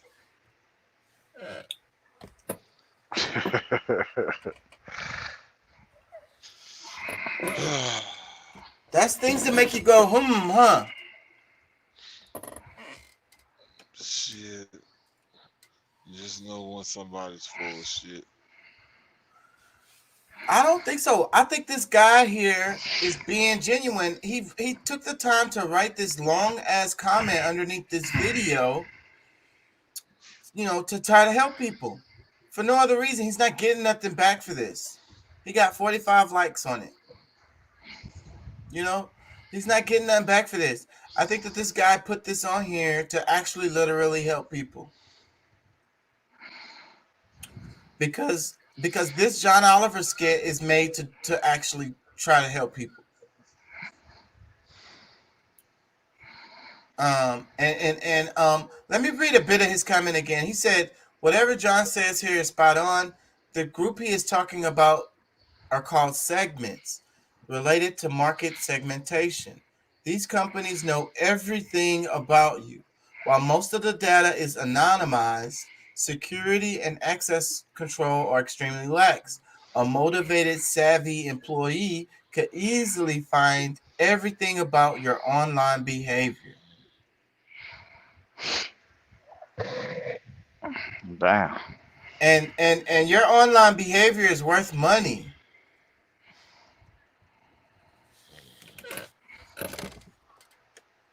Anyways, y'all, go check out that damn John Oliver skit when y'all got time. I'm gonna check that out. Yeah, we're over 3 hours. I think I'm gonna do some Instagram scrolling, maybe some Twitter scrolling, see what pops up, and not be on much longer. I was tired after yesterday's show. It was over 5 hours, and I was tired. I feel you.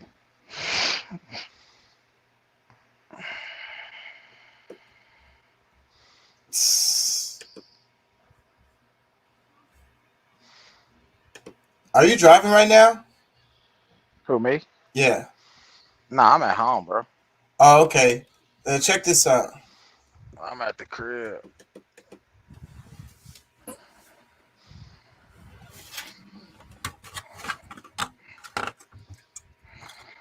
What's that?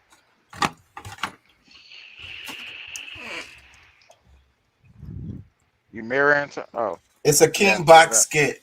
Basically, Yeah. he spliced clips from a real like fight. It ain't train. on the screen yet. Oh shit! Thank you. I be tripping, bro. That's why it's so much helpful when I have somebody else here.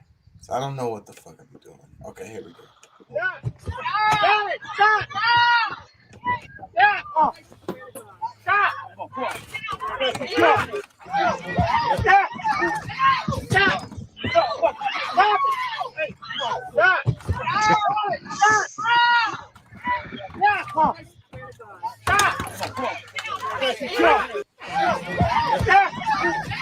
Basically, he like, they ain't my business. Hell nah. Didn't that shit happen like a couple of days ago, didn't it? That fight broke out on a plane. Maybe I he saw likes that to come use. across my Instagram. Okay, yeah, he likes to use recent stuff. I don't remember. Mm. I don't like that debauchery type stuff. So I just like the fighting clips and stuff like that. I usually skip over them really quickly. I don't ever take the time to look at them. Like the internet is is sex, people fighting, and really like the dumbest type of like goofy comedy joke type stuff. Like the whole internet is that, and I just scroll past all of that stuff. It doesn't entertain me. I like cat videos though. Who? cat videos. Oh. Yeah, the internet was the internet blew up off of cat videos. I like cat videos. Oh, that's old boy. Yeah, I'm gonna play a That's little old bit. boy. Yeah, I don't really like his music that much, but I'm a fan of him as a person. That's why I follow his page. Yeah, he make definitely a lot of club bangers. Yeah, it's like stripper music. He found his niche and he just stayed with it. Shit, ain't nothing wrong with it, bro. Yeah, it is what it is. He makes the beats and everything. He's completely independent. Everything. He pays for the features, everything. He don't have no label. He does all his own ads, everything. He literally physically is the one who sends out his stuff to the DJs and stuff for them to play his songs. He literally has an email list where he sends his shit out. My wife sent me that shit. She just passed up. And what I'm saying is that's a lot of fucking work that he does. Most people have a whole team that does that for them. You talking about this one? Yeah, my wife sent me that shit. How the men hold other their day. girl when they ain't got no money, like waiting for her to pay. Yeah. They hugging on her like, babe, you know I'm gonna give you that good tonight. Go on, get a nigga that goddamn me 3-piece and red bean and rice with that. Hey, the one with the black girl, that looks like a GameStop. So he talking about going on and give me that Xbox controller or whatever. Get that new PlayStation. Yeah. It's kind of sad. I ain't gonna lie. It is what it is. You do what you got to do. Women do it. Why they got to make fun of men about it? That's the double standard. Man, you know this society. Man should pay for everything. Yeah. So That's women. like I seen some dudes, like a couple of guys I went to school with, right? They posted that if he asking his girl to go half on the rent, then he need to be cheated on. I was like, I ain't even comment on it. I was just like, wow. Yeah. I lost my train of thought because I was reading that. What did it say? I wasn't even looking at that shit. I was trying to explain that story to you. Yeah, my brain is all over the place. That's why she ended brief romance with Will Smith after his son referred to her as Miss Jada and turned down a vacation with Michael in the 90s. Yeah, I had to read it like 3 times because it twisted my brain up. Like, okay. It's like, what does that mean? Like, I don't know. I'm gonna move on. It's like, I don't want to put too much thought into it. I overthink everything. Oh, wait, let me go back. Oh, that's that funny. Sega shit. When your homie keeps telling stories and don't pass the blunt. Nigga. That's funny. The assassination was part of a coordinated attack on several other politicians too. Yeah, I don't know what this is. Lincoln's assassination. That's what they're talking about.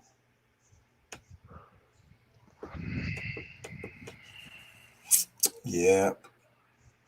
I think that was a thing. But they started changing everything after that. They started Lincoln's assassination caused the way they do like president security totally different. Them niggas pulled over and got into a fight over some road rage shit. I swear Was it a dude or a female? it was a dude and a chick. It was like the one of and To my left. I swear people in this My left road was on the rage shit, phone. bro. People need to calm the fuck down, Looked bro. to on my this left, shit. and the guy to my left was on the phone, and he was like, I'm "Call just gonna police." keep on But driving my first 'cause these instinct, niggas as is soon as I stupid. saw him attack her, And they be was having turn off the guns. phone and pull up next to him, honk at him, make sure that he gets off of her. Yeah. Sounds like it worked too. Yeah. And there was other cars too. It was midday in traffic, and I don't know what got into him to do that. Look to my left, and the guy He may to put my his left is hand on on the the phone. And he's female. like, He "Call wouldn't do that police." to no But my first dude. instinct, as soon as I saw him attack her, was turn off the phone and Bitch ass pull up nigga. next to him, honk. Yeah, bro, you do that to shit to a get off female. her. You won't do that to no dude. Sounds like it worked.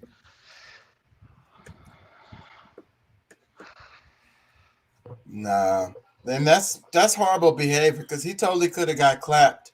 She could have clapped him. Who knows, bro? This is Texas, bro. Everybody is strapped. Old women and kids. Everybody. And everybody in between. Yeah. That shit So- crazy.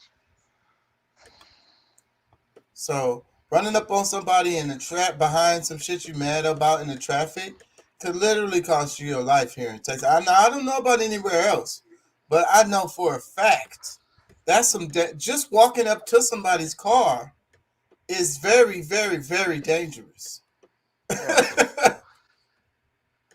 Like, what you walking up to my car for? I don't have nothing to say. We don't have nothing to talk about. Yeah. That's how a lot of people gonna be. So don't do that. So shout out to everybody. If you come to Texas, don't approach people's cars and ask them questions and stuff if you don't know them. Yeah. They're gonna get defensive really quickly, and a lot of them are strapped. So as you're walking up to the car, you can best believe they already then cocked it and loaded if it has to be loaded or whatever. And it's like they have it in their hand. and even if you end up getting to have a conversation with them, you know, the gun is probably aimed at you while you're talking. Yeah. Yeah. So don't make no quick moves. Some of us are jumpy. And some of those damn guns have very, very sensitive triggers. What you know about that, bro? Like, how many guns you got? You got any guns? You know about those damn sensitive ass triggers? And that's what I be telling people you don't play with these guns, bro. When it's time to take care of business, that's when you pull these guns out, or when you're cleaning it, or during target practice. Other than that, because like the trigger on some of these guns is so sensitive, you could just put it down, like set it on a table, and the vibration of it hitting the table will move that trigger just enough for it to go off. Yeah.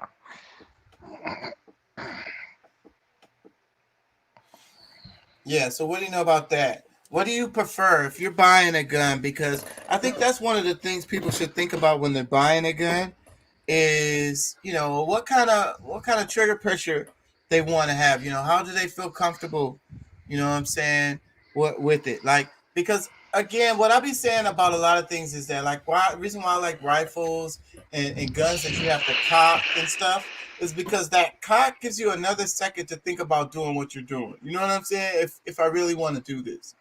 And also it's the same thing with that pressure on the trigger, because like the ones that's like, let's say like it has a hammer on it. It's it's a rotary or a cylinder or whatever the hell. Are you talking? You got to pull that A trigger. revolver? Yeah, revolver. You got to pull that trigger all the way back for that hammer to come down. You know what I'm saying? You can pull that trigger a pretty good amount before it goes, and then you can let go of the trigger and put the hammer back down lightly, and it won't go off. But a lot of guns you have that you don't have that kind of option. Like the minute you put any kind of pressure on that trigger, it's gonna start popping. And if it's semi-automatic or fully automatic, then it's just gonna keep on shooting. I don't want no trouble with that. Nah, I wouldn't get nothing that's super sensitive like that.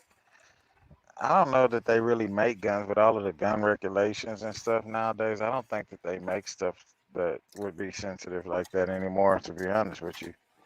Well, I've seen You it. could probably I've get seen a it ghost happen in the gun that's past. made like that. I don't know.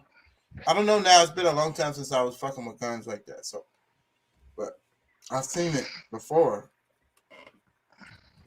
It was a gun that had I couldn't tell you what kind of gun it is. It had a clip.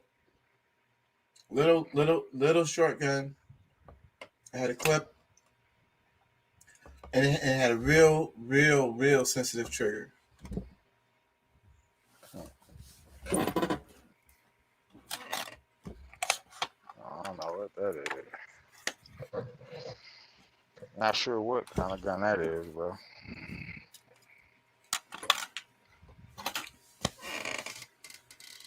Anyways, I think I'm gonna wrap it. Wonder where's Doc and them today.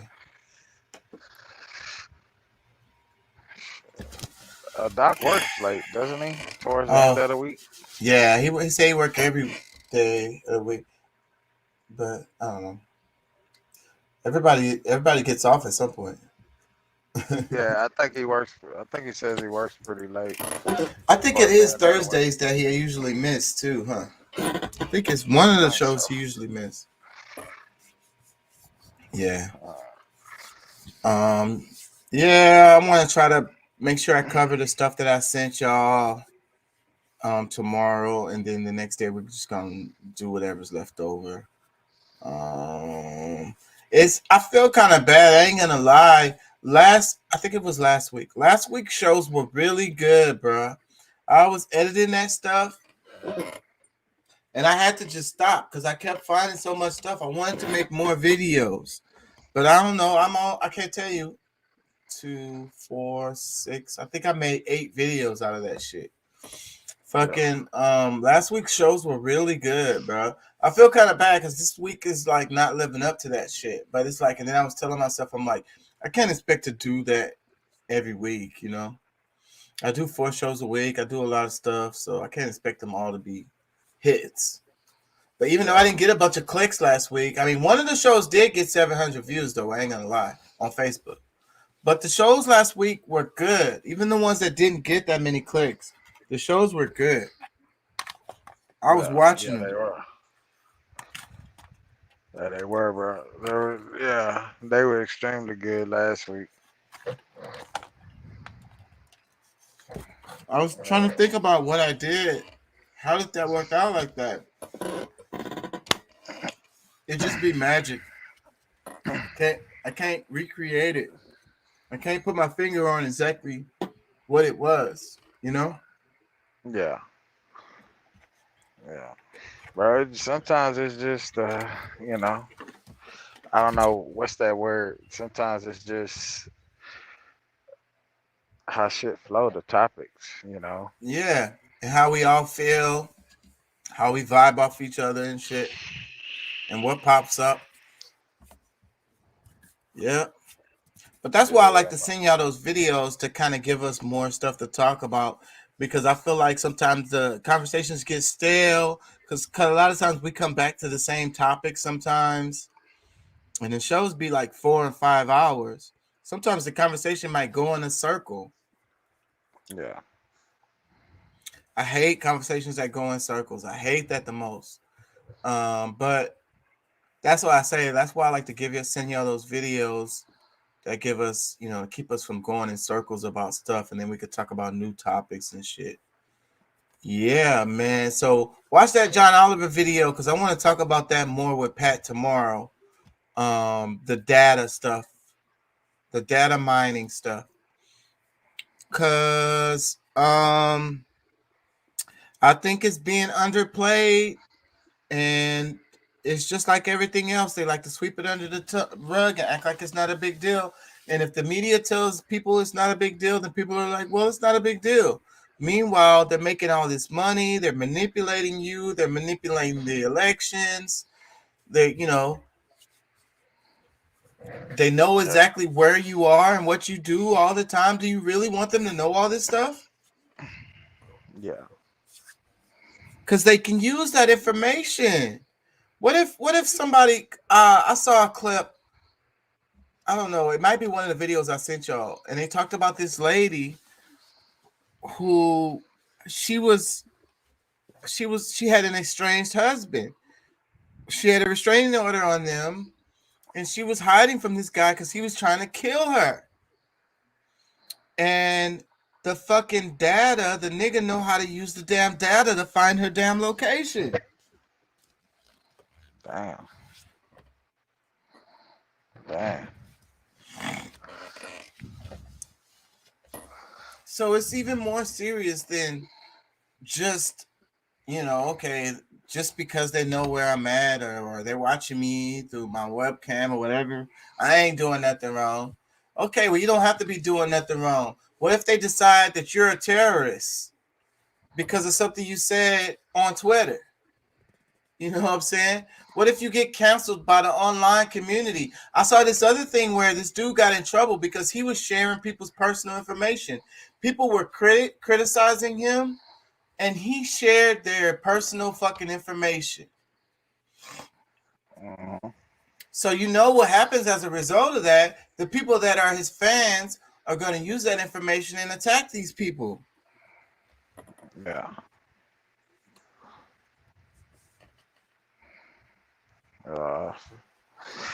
That's crazy, man. And the simplest thing is information is power. Like we say, knowledge is power, and you can say money is power.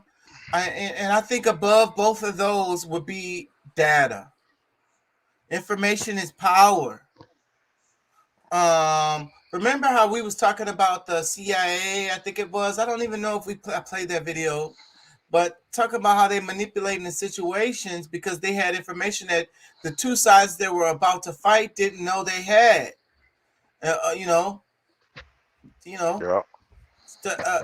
And they could have used that information to manipulate the situation, and they did.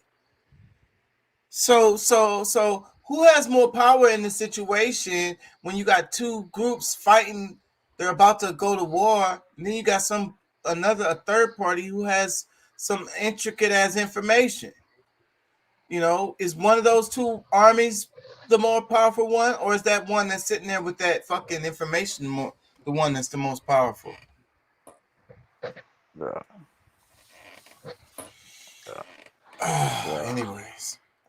Anyways, I'm gonna wrap it. You said you chilling. You at that fam? You going out? What'd you say? Friday night, Saturday night? Yeah, we're leaving tomorrow. We're gonna go into downtown, and we're gonna stay at the Hilton Americas. Hang out downtown for the weekend for my wife's birthday, and gonna hang out tomorrow night and Saturday night. Yeah. Well, y'all have fun, man. Yeah, bro. Looking forward to it, man. Looking forward to it, bro. Yep. Y'all have fun. Shit, I'm gonna be here on the show complaining about something. Arguing with somebody about something. I feel you, bro. I feel you. Yeah. Yeah, man. We're gonna go do that, hang out, have a good time, enjoy one another. For real, bro. Spend some time with the kids and stuff like that too as well. So yeah. Well, y'all do that and y'all have fun and enjoy yourself. I remember when I used to have a happy family. I'm jealous. Bro, it ain't impossible for you to do it all over again, bro. There's somebody out there for you, dog, whether you believe it or not. It's over for me. I don't want to have no more kids, so it ain't gonna be like that no more ever again. It ain't gonna be like that no more. Bro. You got 2 kids, maybe she have a kid, or get the kids, get You're get supposed your to kids do like more you do. involved. You're supposed to have all your kids with the same. Your babies should all have the same mom, and y'all should stay together and raise the damn kids and live in the house together. That's how it's supposed to work, bro. So I failed at that 3 times. I tried 3 times. It didn't work out 3 times. But one of them times I don't think really count because that was tragic. And totally out of my control. But it doesn't matter. The result is the same. I struck out, bro. 3 strikes, you're out. It's a wrap. I'm out the game. Man, you can get back with your youngest daughter, mom, and y'all can go ahead and live. I ain't gonna lie. I be thinking about that. We cool with each other too. But Yeah, she bro. didn't. She's moved on, and I've moved on. So Man, she ain't really moved on, bro. She probably just like, well, fuck it. He ain't making a move. I ain't gonna make a move. I You ain't know, gonna lie. I nah. wonder if she be think. I wonder if she be thinking like that. She probably do. I Go, ain't you know gonna what I'm lie. saying? Y'all go ahead and, you know, hey man, look, let's, start off slow,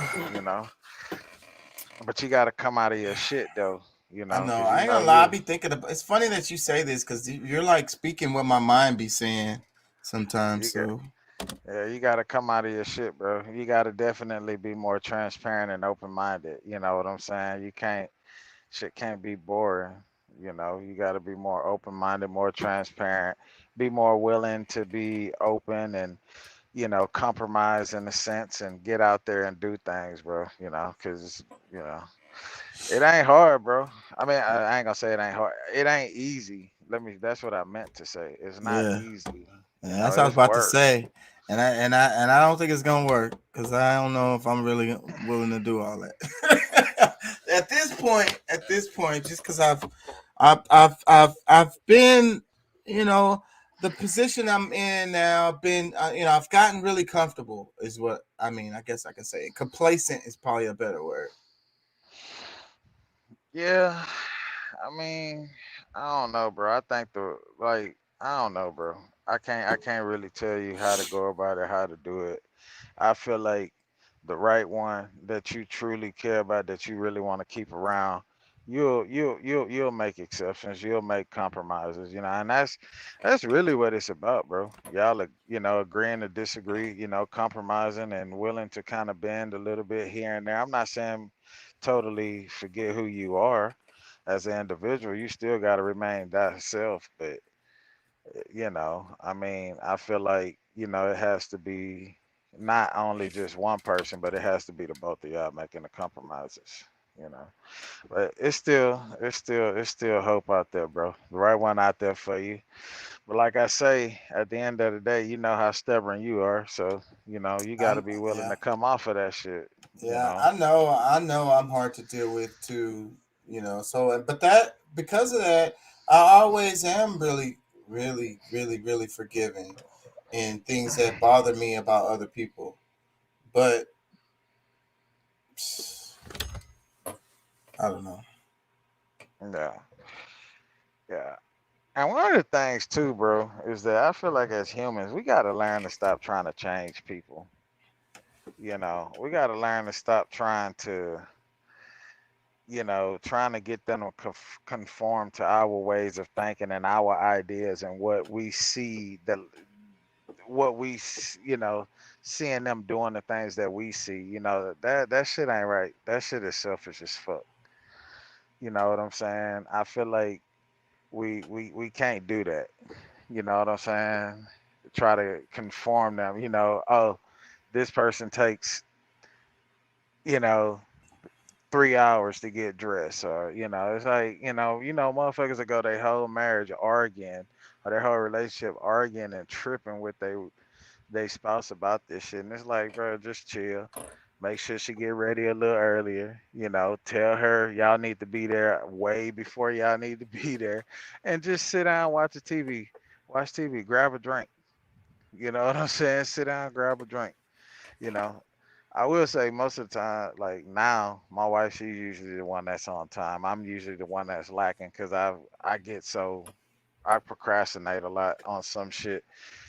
But back then, bro, like I wouldn't even like I learned to just not even rush. Let her do her thing to be her best. And I go sit down and have a drink, watch TV. I go sit on the balcony. When I smoke, I go sit out there and have a drink and smoke a couple of cigarettes or something, waiting on her. So I just feel like, that's a lot of it. And that's for women and man, you know. I think you're right. I think you're right. I think the selfishness is a big part of the, problem on both sides for men and women. Yeah. Yeah, bro. Because you have so many people. You can't be like that. You just have, I mean, you just, yeah. That's just my take on it, bro. Yeah. Man. You know, I ain't finna sit here and say it's easy, but hey, if you got somebody and you know that shit is worth it, then make it work. You know, I mean, you can't be the only one making it work. She got to do her part, but make it work. You know, you never know, bro. And my youngest, she would love to see that happen too, and she has said it too. Yeah. Yeah, that's. I mean, that'll be cool, but you know, at the end of the day, you can't do it for the kids. Fuck Yeah. all that shit trying to stay together for the kids' sake. Like, nah, that shit don't work. Then you end up raising your kids in a very broken home, very fucked up home, and they grow up with this idea of that's the way things supposed to be. Like, nah, fuck that. You know, y'all do that shit because y'all want to be together. Because she sees something in you, you see something in her. You know, and y'all want to make it work. That's the way I would say do it. I completely agree with you, and that's what I say too. You shouldn't stay for the kids because that's going to cause a toxic relationship, a toxic situation. It's not going to be good for you or the kids. Hmm. Nah, it's not. That's what I say, bro. You just, you know, eh. But we ain't always been here, bro. We've been through our rough patch, bro. I'll be Yeah, honest with you. We've because been through our rough patch, I didn't, our ups and downs, and part. I didn't think the way I used. I think now in the past. Yeah. Yeah. There was times that I think her and I both was ready to like, man, fuck this, you know, walk away, you know. But so it ain't always been like this. But you know, I think at the end of the day, we sat down and really thought about it, you know. And you think about that shit, man. Like I know this person is right for me. I know we work together. I know, like, can I truly picture myself without this person? Is this really the route that I want to take? I heard a saying that 90%, 90, I think it was either 90 or 99% of divorces, when they sit down at the across the table from each other and they're signing the paperwork, it's at that point where they realize this is not what I truly wanted. And it's I too late. wanted something else. This is not what I wanted. This is, you know, but a lot of times it's the communication. They didn't really communicate exactly what they wanted. And then at that point, it's too late because now this other person has made up in their mind, like, fuck it. I'm tired of trying. I know, you know, this shit is over with. And, you know, whether it be male or female. But yeah, I believe that to be very true, bro. 99% of divorces end up in that phase. Well, this is not what I truly wanted. They wind up, they realize leaving that shit, they're a lot more unhappier than they thought being without this person. And that's that whole dating shit. I truly believe that shit, bro. Dating teaches you how to get in and out of shit. You know, like I'm not happy. Yeah, you can leave.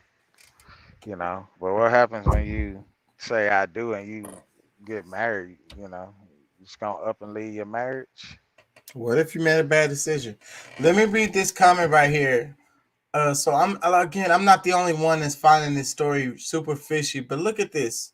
Sean King posted this. This was a tweet. It says the first NYPD officer on the scene of the mass shooting couldn't help because his radio wasn't working. Then cops forgot to hold the trains and the shooter got away. Then the cameras were all broken. Then the shooter calls the NYPD on himself. They don't show up. Zach finds him. Make it make sense.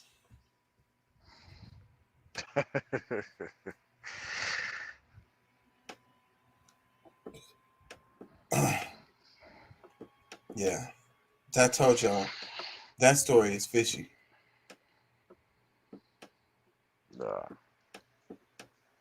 And I told y'all what I think it is. I think it's a distraction from the corruption that's happening related to the governor of New York. The governor of New York is a powerful person. If y'all don't know, like earlier we was talking about Texas being a powerful state. New York is another one. Yeah. They mad powerful. So if you make it to the point of governor of New York, you're a very powerful person. What the fuck was that? This is Big Jada. She's the one who she did some songs with what's his name, Beat King. That's probably the reason why I follow her. This is her personal page. Yeah. Really super local. Probably nobody really knows who she is. Just like B King. We know who he is, but I don't know if people outside of Texas know who he is. Really knows who he is. They might have heard one of his songs, but they still don't know who it was that was rapping in the song. If you asked them to, say who it was. He's not like famous like that. I'm finna wrap it, bro. Y'all have a good night. Peace and love. You have a good weekend. Enjoy the time with the family. And